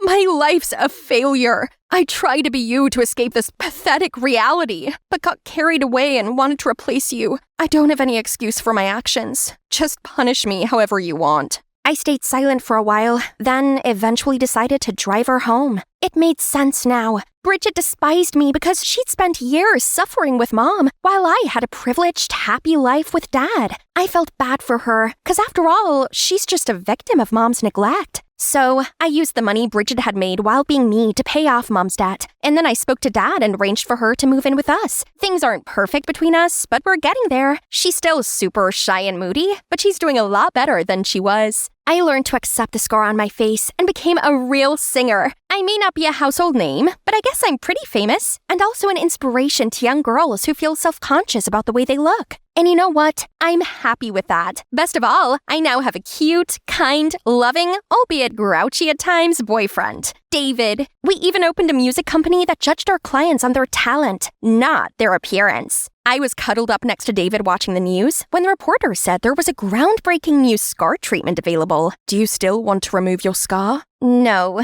as it's now a part of me. Hello, my name is Dixie, and I have quite a peculiar story for you today. Shout out to Animated Story Show for telling my life story, so please like and subscribe to the channel. I used to have a perfect life. My mom is a lawyer for a top law firm, and she's rarely home, but my dad works from home. And together, we were the best team. And Dixie keeps running, and oh, can she make it? Whew! Yes, she does! Woohoo! And she shoots and she scores! Oh my god, what is going on here? Today is our father-daughter tournament. And guess who's winning? Well, this tournament is over. David, you cannot continue to raise our child like a rascal. Clean this place up and come help me make dinner, Dixie. My mom was a total killjoy. At dinner, I was excited to discuss my upcoming birthday with my mom and dad. I finally wrote down what I want. There's only one thing on the list. We have talked about this. You are not getting a sister. But why? Pretty please, Mom. I promise I will help with the baby, and I will even stop playing. No, we are not having any more kids. Write something else on your list. But Mom, it's all I want. Then want something else. Come on, baby. There must be something else you want. A baby is quite a tall order. If you guys don't give me a sister, I'm going to go on a hunger strike until you listen to me. Suit yourself. Ugh, I'm too tired for this. Now let me have my dinner in peace. Of course she wouldn't care, even if I starve myself.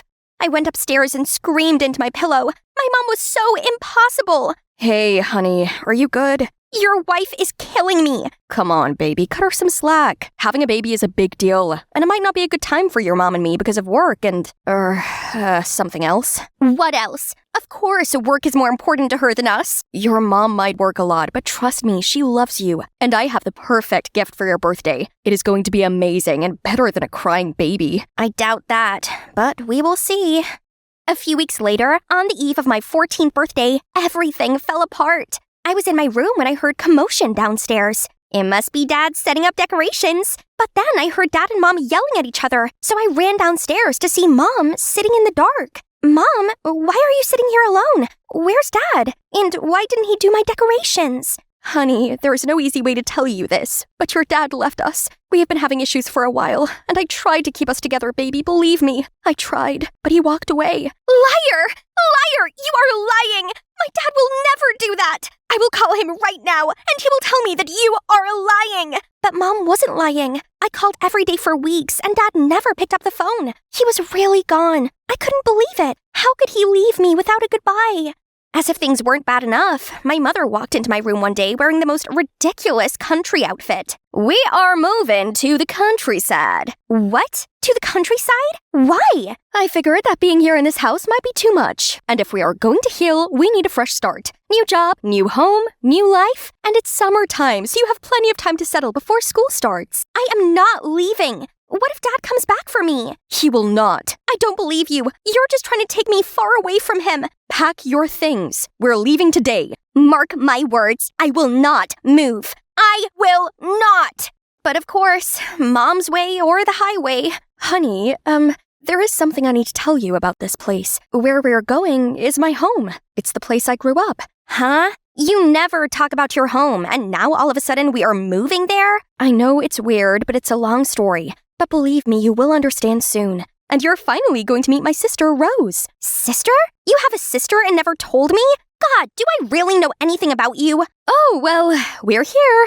I looked up and I saw the whole farm spreading in front of my eyes. And that's Rose, your aunt. A woman almost as beautiful as my mother stood in the driveway holding a rake. I could immediately sense that she didn't like us. Well, look who it is. Why are you here? This is my home, Rose. I don't need to explain anything to you. Home! Please don't make me laugh. Your husband leaves and you remember that you have a home. That's rich. Hi, Auntie Rose. I'm excited to meet you. Sure. She just walked away and continued shoving hay. Rude. But Auntie Rose was more than rude. She was cruel. She never spoke to my mom and me. She always pretended like we didn't exist. And to make it worse, I tried to ask Mom what happened between them, but she refused to tell me. Adults. Feeling a little suffocated one day, I took a walk to the lake when I felt something like a rock hit me. Ugh! What in the coconuts was that? Oh, so sorry. I didn't see you coming. I'm Callum, and you must be Dixie. Huh? How do you know who I am? This is a little town. We know everyone. So, how are you finding life away from the big city? It's horrible. Can't wait for my dad to come take me away from here. Yeah, about that, I'm really sorry. My dad left too, so I understand how you feel. Listen, I don't know who you are or what you think you know, but my dad didn't leave me, okay? He's just tied up with work. Okay, don't walk away. I'm sorry. Come on, let's see who can skip rocks the farthest. I was so angry at this Callum guy and the rest of the stupid town for thinking my dad left. But the thought of going back to the Cold War at home, I'd much rather stay with him. Turned out, Callum was a breath of fresh air, and soon we started spending more time together. One night, I was sleeping in my room when my mother walked into my room. Hey, honey, I know that so much of this has been difficult for you, so I brought someone to help. Meet Summer, your adopted sister. I couldn't believe it. For the first time in forever, I ran and hugged my mom. Thank you so much. I finally have a sister, a forever friend. Yes, we are going to be best friends, sister. Summer was just 1 year younger than me, but she was so energetic and full of adventure. Every morning, she would leave the room before I woke up to explore the grounds, and late at night, she would tell me all the tales of her adventure during the day. Best of all, Summer also didn't like Auntie Rose's attitude one bit. So at night, we would badmouth Rose behind our back until we fell asleep. It was so satisfying. I saw you with Callum today. Hubba, he is so cute. Is he your boyfriend? Ew, no, we're just friends. Okay, if you say so. Guess what I did today? I left the barn doors open, and I'm sure all the animals have escaped by now. What? Summer, why would you do that? Because Rose has been rude to us. All she cares about is those animals. And let's see what she does when the animals are all gone. Christ, that's terrible, Summer. Please don't do that ever again. Auntie Rose is going to be so mad at you. Almost as if it was on cue, I heard a barge on my door. Summer jumped and hid behind me. You rat! How dare you! I know you let the animals get out. You are so lucky I got there on time. If not, If not, what? Rose, how dare you threaten my child? Tell your little nuisance to stay away from my property, or I will deal with her. I could feel Summer shivering behind me, so I had to be a big sister and protect her. Auntie Rose, I am very sorry. It will never happen again. Auntie Rose just huffed and walked away. Phew, that was close. But after they all left my room, Summer started laughing. I warned her to never play silly pranks again, but I just knew that she would not listen to me. The next time I hung out with Callum, I told him what happened. Summer keeps playing pranks on Auntie Rose. I'm worried she's going to make Mom and Auntie Rose fight even more. Well, maybe she's just trying to adjust, and it's her own way of acting out. She has to get over it quickly because bitter Auntie Rose doesn't play. What's Summer like, by the way? She's sweet, but she's always busy going on her wildest adventures. When I got home that day, my mom and Auntie Rose were in a shouting match. I know my child, and she didn't do this. You can be mad at me all you want, but don't accuse my child of something she didn't do. Someone keyed my car. It's you, Dixie, isn't it? I didn't do it. I told you. Is this why you came here? To torture me? Haven't you done enough? After all these years, I can't believe that you came back to continue to cause me pain. Rose, please no. Then Mom started to cry too. Can you please tell me what happened between you guys? Enough with the secrecy. When Rose and I were teenagers, she had a piggy bank where she saved money to get out of this place and start her life somewhere new. She never wanted to stay in the small town, but then one day, your grandparents expected me to take over the farm, and I panicked. So I stole her piggy bank, got on a train, and left. And because I left, Rose was stuck here with a farm. Ugh, I hate that I hurt my sister, but I don't regret it. If I didn't leave, I wouldn't have met your dad, and I wouldn't have had you. Oh my God! I can't believe you did that! That's why she hates us! You ruined her life! I know! That's why I came back. I want to fix things, but everyone I love hates me. Your dad, you, and my sister.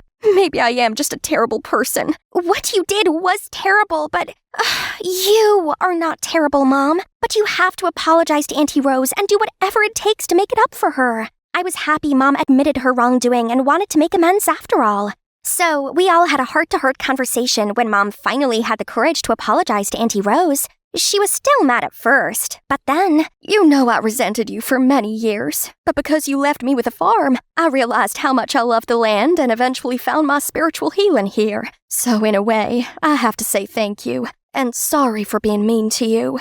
We all shared a warm embrace. It felt so good to be a family again. When I got back to my room, I was glad to see Summer there. Oh, thank God you're here. Where have you been the whole day? Busy wandering around plotting my new prank on Rose. You have to stop messing with Auntie Rose right now. She and Mom actually patched things up. Then I told her everything, but to my surprise, no, messing with her is fun, and I like it. If you don't stop, I'm going to tell everyone. You can try, but no one would believe you. I am the cute and cuddly one. Summer, why can't we just get along? Why do you have to break my heart, just like everyone else? Ask yourself. Don't put that onto me. I was so furious. What type of sister from hell was this? But she was right. No one was going to believe me unless I caught her in the act. But before I could do anything, I got carried away with the work at the farm. One day, Callum and I were helping Mom in the storage house when Auntie Rose ran in. Someone destroyed the chicken coop, ran a tractor into it. What? That was it. I know who did it. It was Summer. She is the one who has been doing all of it, not me. I tried to take the fall for her and talk her out of it, but she is not listening to me. Rose looked at me like I was insane. You are a terrible liar. I know you did this. I have proof. She pulled out a video, and I felt like I was being sucker punched. It was me. I was driving the tractor. Then I crashed it and started laughing hysterically. No, that's not possible. I didn't do that. Summer did. Summer did all of it. I tried to fix it so Auntie Rose could forgive Mom, but she got upset with me and started doing more daring stuff. Sometimes I found her pranks and fixed them before you saw them, but I couldn't get it all. At this point, everyone was staring at me with so much concern in their eyes. Honey, who is Summer? Summer, my sister, the one you adopted. I didn't do that. You have no sister. Wait, I think I know what is happening. It makes sense now. Dixie, Summer is not real. You made her up. That's not true. You know her. I don't, actually. I never met her. Oh, my poor baby. You need help. I am not insane. It's okay, sweetheart. It's okay. Mom and Auntie Rose then drove me to the hospital where I would be given therapy. Callum also came with us and sat with me in the waiting room. I can't even trust my brain again. I don't even know what's real anymore. Did I also imagine you too, Callum? No, you didn't. I am real, Dixie, and I will be here with you every step of the way. Right then, Mom and Auntie Rose came back after talking to the therapist. Dixie, honey, I'm so sorry for not listening to you and your needs for so long. I knew you always wanted a sister, but I never took you seriously. It was my fault. If I had been there for you, listened to you, and hadn't been so controlling and distant to you, things might have been different. But now I promise I will always be here with you, and you're going to be okay. I promise. What about Summer? You don't need Summer. You have us. All of us. Wow, it's been a busy day at the salon. What can I say? It's all thanks to my top-notch hairstyling talent. Ta-da! What did you do to my hair? Platinum blonde is the current trend, ma'am. I asked for brown! How can I go to school looking like this? Ugh, she has no eye for beauty. But, oh no, this dumb machine? At least it's not completely burned. Were you dosing off while cutting my hair? Give us our money back, now! Money? I've only worked here for a week. How am I supposed to pay them back? Ask my parents? No way. I, the beautiful Olivia, had declared in front of them that I hated school and would build my own career through my passion for hairstyling, not with any of those boring books. So, I left my hometown and got a job at this fancy hair salon in the big city. I would prove to my parents that I could actually earn money with my talent. Ugh! But now my boss was going berserk at me. Oh, dearie me. There's no need to make a fuss over such a measly amount of money. I shall pay for it on her behalf. I turned around and, wow, it was this graceful-looking middle-aged woman. Her outfit, hairstyle, and manners all screamed elegance and luxury. Pretty girl, I can see that you have a keen eye for beauty. The only thing you're missing is an experienced mentor's guidance. And I happen to know someone. I can't believe it. Mr. Fullington, the world's #1 hairstylist, was going to be my mentor. Of course, it's all thanks to this awesome lady. Oh, wait, Mom. I should call her Mom now, as she's just adopted me. She must have taken a liking to me, seeing how determined I was, pursuing my passion despite all hardship. She and her husband are millionaires who couldn't have children, so, yeah, they decided to take me in. Man, this is the best thing to happen to me ever! Olivia, school isn't the only way to success. With your talent, the road can be much shorter. My foster parents are so kind. Just look at this room. I feel like a princess. Just look at this gigantic bed, satin sheets, and walk-in closet. Better still, they even arranged for a makeup artist and a stylist to spend all day helping me look fabulous. The rich kid's life sure was sweet. I was so immersed in all of it that I almost forgot the main reason why I agreed to do this. The hairstyling course with Mr. Fullington. Mom, Dad, I know that you're both very busy, but I've been waiting so long. Has Mr. Fullington forgot about our appointment? Oh, sweetie, I'm sorry, but he's been sick, so his schedule has all been put off till next month. Don't worry, darling. In the meantime, why don't you try attending some fancy parties on our behalf? It's a good chance to expand your social circle and learn how to make money from all the best. Oh, that sounds pretty good. If I could make lots of money, then my parents would have to take me seriously and stop their stupid go-back-to-school demands. As soon as I arrived at the party, all these new friends gathered around and complimented on how beautiful I looked. The rich guys went crazy for me, too. I instantly became the center of attention. This one guy called Bruce introduced himself as the son of the CEO to the top media corporation in the U.S. Olivia, that exquisite face of yours was made for the big screen. You should play the leading role in our new movie. Oh, acting? I'd never thought about it before. Walking down the red carpet and posing in front of hundreds of cameras did sound appealing. It's worth a try, right? I was still stunned at Bruce's offer when I felt something cool on my finger. Oh my gosh, a sparkly red diamond ring? William, heir to the GeoGems Limited. Pleasure to meet you, Olivia. Please consider this my greeting gift. And this continued all evening until I couldn't hold any more stuff. Flowers from Justin, a jewelry set from Andrew, a perfume collection from Anthony, and this watch from... Geez, I couldn't remember anymore. I was trying to slip away when a handsome guy blocked me. You're stunning, Olivia. Can I see you tomorrow? A date? I didn't even know him. No. What a pity. I'm meeting my old friends at West High tomorrow. Sorry, it's not that I'm picky or anything, but dating can't be that easy, right? Phew, finally home. What an eventful evening. Just then, I got a call from Minnie, my best friend. Minnie told me that some mean girls at school were spreading rumors that I stole money from my parents, then packed up and ran away. Okay then, let them tittle-tattle. Tomorrow, I'll show those meanies who's the real deal. Yay! It's so nice to see Minnie again. We immediately chatted nonstop about all kinds of things. Then suddenly, the hyenas appeared with the same sarcastic tone as usual. Wow, counterfeit goods are so well made these days. You know, your supposedly Birkin bag is extremely rare. There's only 5 of those on Earth, right? Busted! How much do supercar hourly rentals and bodyguards cost nowadays, little Miss Show-Off? Minnie was going to defend me, but I stopped her. No need to waste time arguing with these people. I then grasped Minnie's hand to leave, but look, Olivia! I looked up. There was an airplane flying at very close range, and it was writing something. O-L-I-V. The white smoke actually spelled out my name! I've only seen this in movies. I gasped in shock as the plane landed, and stepping out of the cockpit was the guy at the party last night, Nathan. Turns out he was the youngest pilot in America and wanted to impress me with this grand gesture after being rejected yesterday. Flying in the sky is my passion. And, Olivia, I want to be your personal pilot, taking you wherever you want.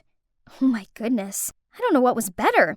Having a rich, handsome guy going out of his way to impress me, or seeing the astonished looks on my fake friends' faces. Such thrilling days like this should have made me happy, right?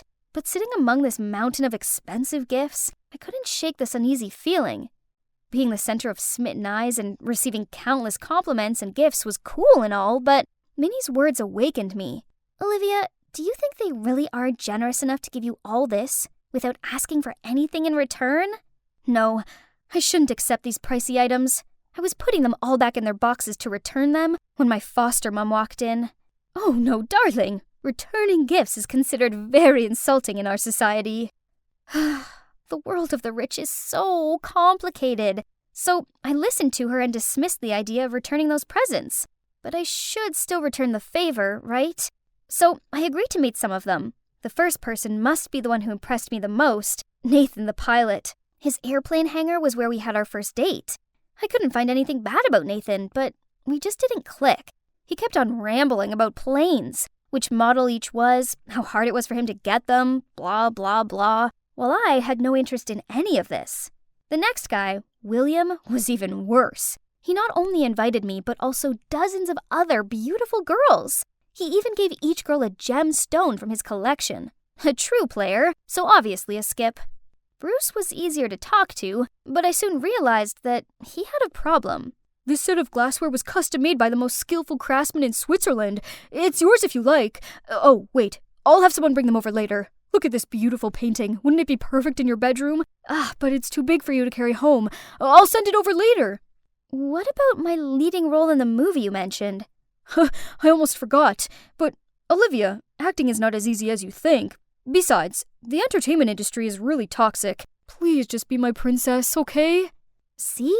He kept promising me the world and then nothing.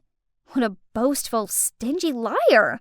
I didn't like any of these guys, so I must return their expensive gifts. But as soon as I carried the boxes out of the room, my foster mom stopped me. My silly Olivia, why are you so concerned about this? To them, these things are merely a drop in the ocean. But if you feel uncomfortable, I'll keep them out of sight for you. Giving them back will bring shame to our family. And you don't want that, do you? All right, that seemed like the best solution. My foster parents had been so nice to me. I shouldn't cause them any trouble. But a few days later, I discovered that they had secretly used my phone to ask Bruce for more presents. He thought I was angry, so he promised me a huge surprise tomorrow. It's weird. Why did they do that? They're as rich as Bruce's family, aren't they? I asked them why, and turned out my foster parents just wanted to test Bruce, as he seemed to be the most persistent in pursuing me, but had not shown his sincerity. Early next morning, I received a call from Bruce, saying that he'd sent someone over with a luxurious car, and reminded me about our date tonight. Wait, an entire car? That's too much this time. I was about to tell him to keep it when my foster father rushed in, saying that my parents were seriously ill. Oh gosh.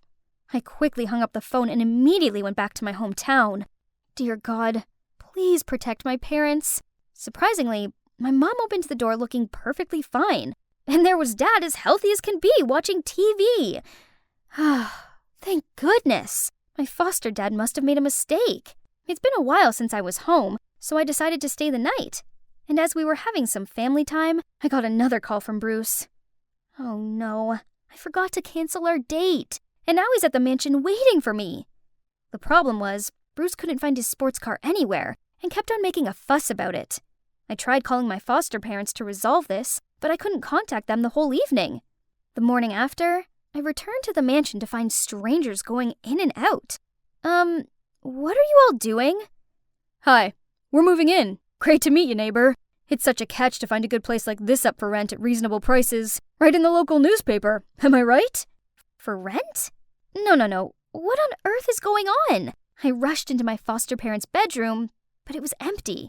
Even the gifts they said they'd keep for me were all gone. They left without a trace, as if they were running away.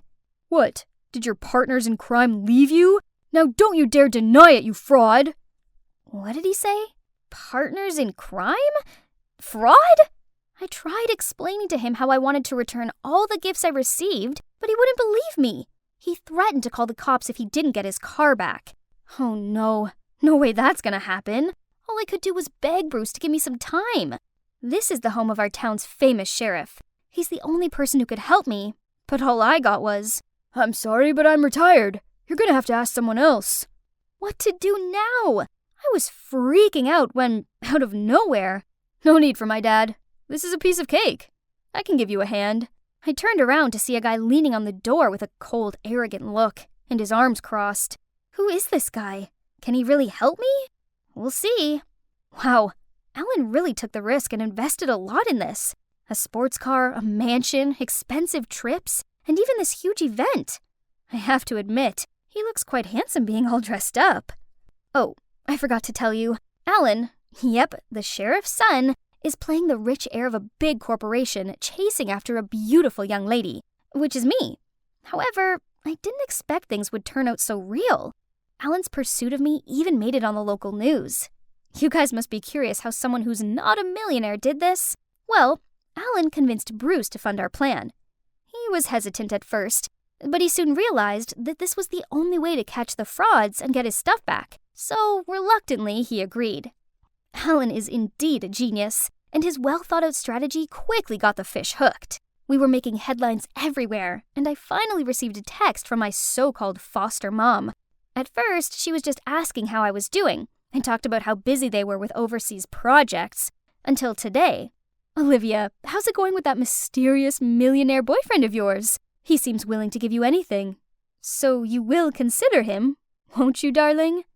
As expected, these money-hungry crooks wouldn't let it slide once they heard millionaire. So I replied to her that my rich man was treating me well, and wanted to throw an extravagant feast this weekend to officially announce our relationship. And I hoped my parents could put off their business trip and come join us. Tonight was the night. Gosh, I was so nervous, as my mom didn't reply to that message of mine. Will they show up, or did they sense something was off? While I was super nervous, Alan came to me and held my hand real tight. Don't worry, Olivia. Everything will work out as planned. My, what is this feeling? It's undeniable that I always feel so safe being with Alan. The party finally began. Alan proposed to me with this rare, precious, surrender-by gem on a ring, which is one of the only 3 existing in the whole world. Everyone started buzzing. Alan's acting was so perfect, from his eye contact to the words he said, that I couldn't help but feel butterflies in my stomach. I do. When the party was over and all the guests left, I received a call from my foster mom telling me to go to the back gate. As predicted, they offered to keep the engagement ring for me. Drop the act, frauds! The 2 were still processing what was happening when the cops barged in and arrested them. It worked! Can't believe I've successfully tricked these notorious scammers. What about my car? My Bugatti? Where is it? Oh, I almost forgot the main sponsor for this perfect plan. Without him, we definitely couldn't pull this off. Our stingy millionaire Bruce Dillon. I bet there hasn't been a single day gone by that he didn't think about his missing gifts, huh? That reminds me. This sparkling, precious ring, too. I quickly took it off, passed it to Alan, and told him to give it back to Bruce. But the minute the Serendibite ring left my finger, Alan put on something else. Oh my god, another ring? Your role as a millionaire's girlfriend may be over, but will you be a girlfriend to an ordinary guy like me, Olivia? Yes! 1,000,000 times yes! After all this mess, I now realize that I've still got a lot of learning to do. So I've decided to listen to my parents and finish school. Turns out, if I really paid attention in class, it's actually pretty interesting. And Minnie is still my amazing BFF, who let me have free rein to experiment on her hair. And of course, this cute future detective too. Babe, time to change your hairstyle.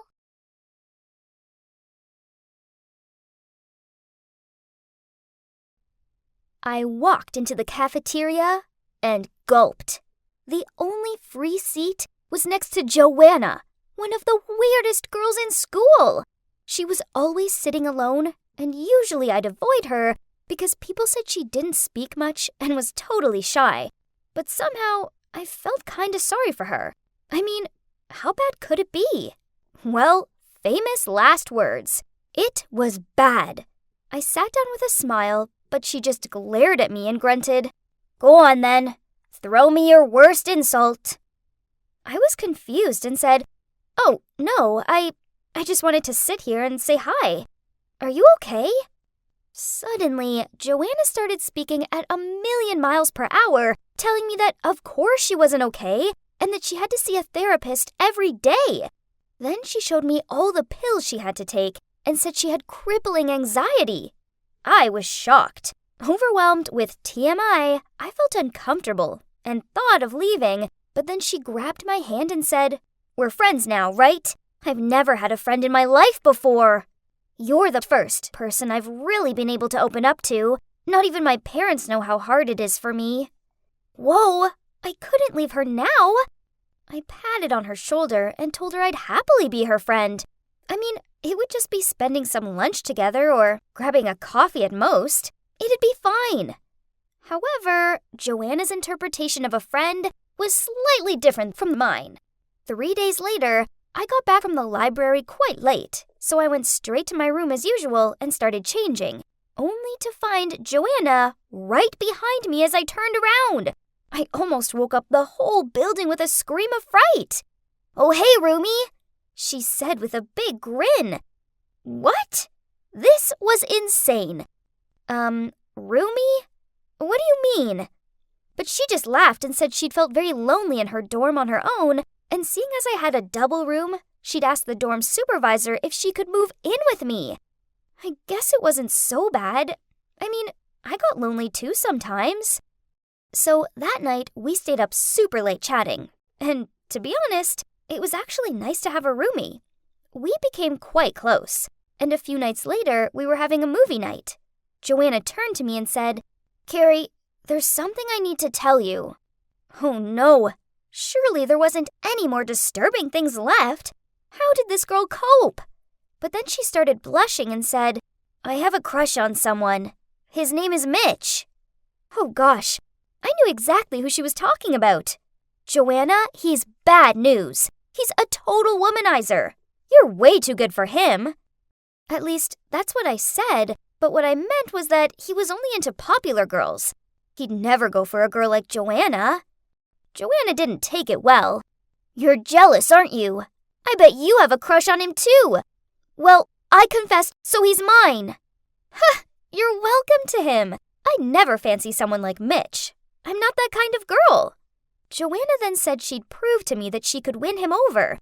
I felt annoyed at her and just went back to watching the movie.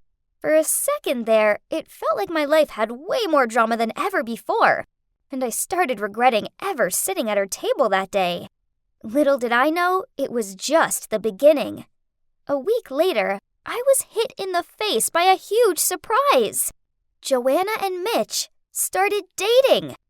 I was lying there listening to music when I heard voices outside the door. I opened it, and there was Mitch walking off. He turned back to blow Joanna a kiss, and then you should have seen the smug expression on her face. "Told ya," she said, laughing. Wow, cocky. But okay, I was happy for her. She was a woman of her word. But I was worried she'd get hurt. I didn't have time to tell her this, though, because pretty soon she was with him 24/7. He even came over to our dorm, and I was sick of listening to them kissing. They were disgustingly lovey-dovey all the time, and it quickly became exhausting.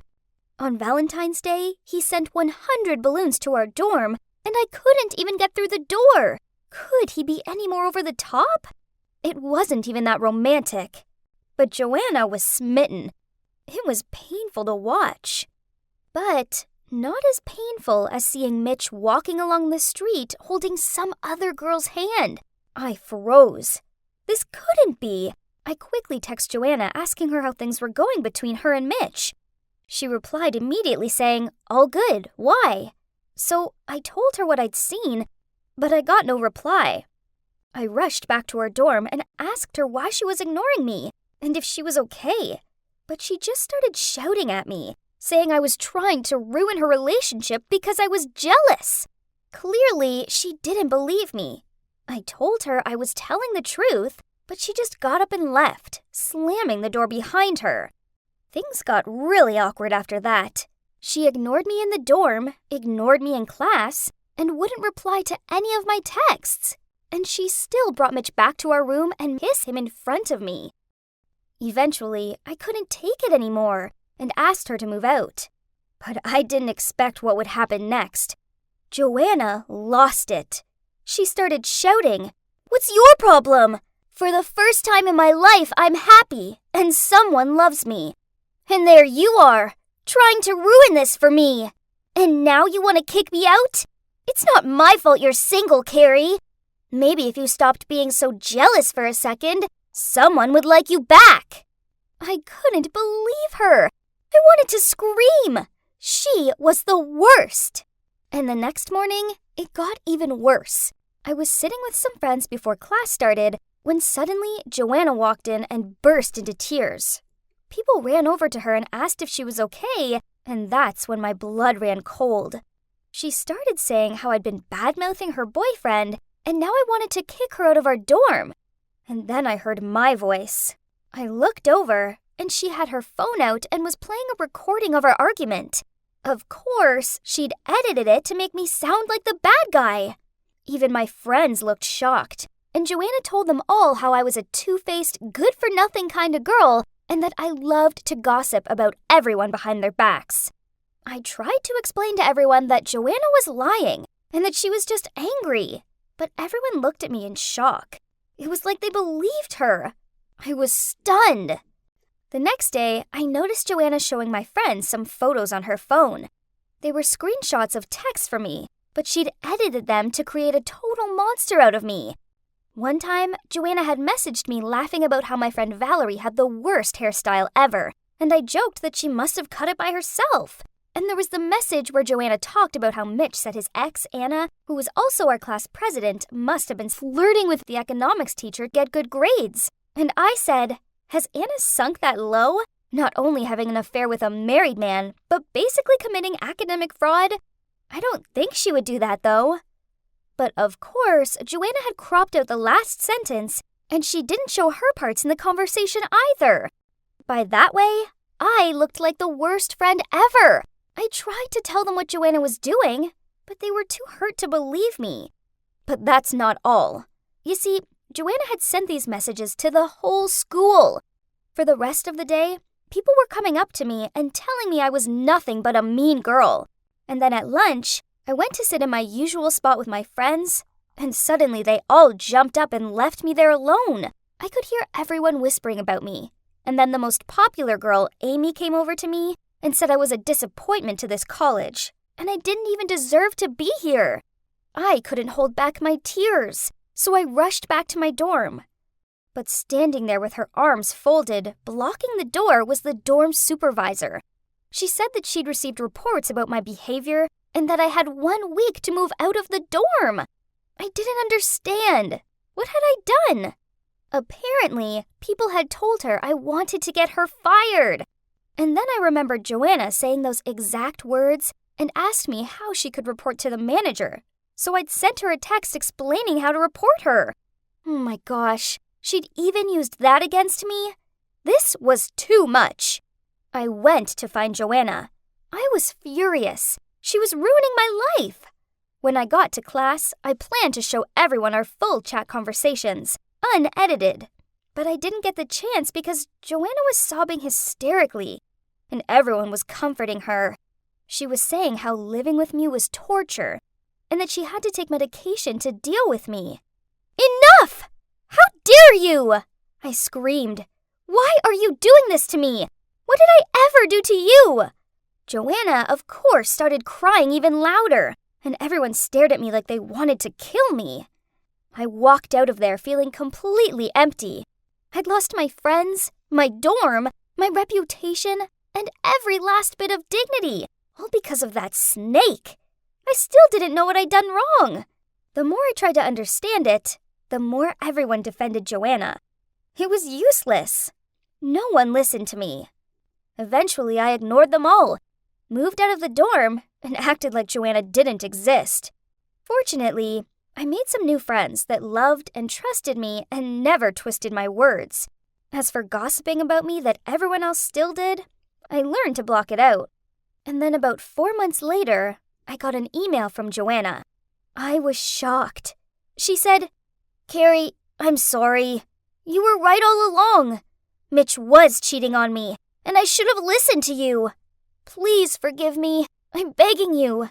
I'll do anything to make it up to you. I'll confess to everyone. Please, let's just be friends again. I miss you." Huh, not in a million years. I deleted the email right away. There was nothing that she could do to ever make it up to me. She'd ruined my life, and I was done with that toxicity. Good riddance.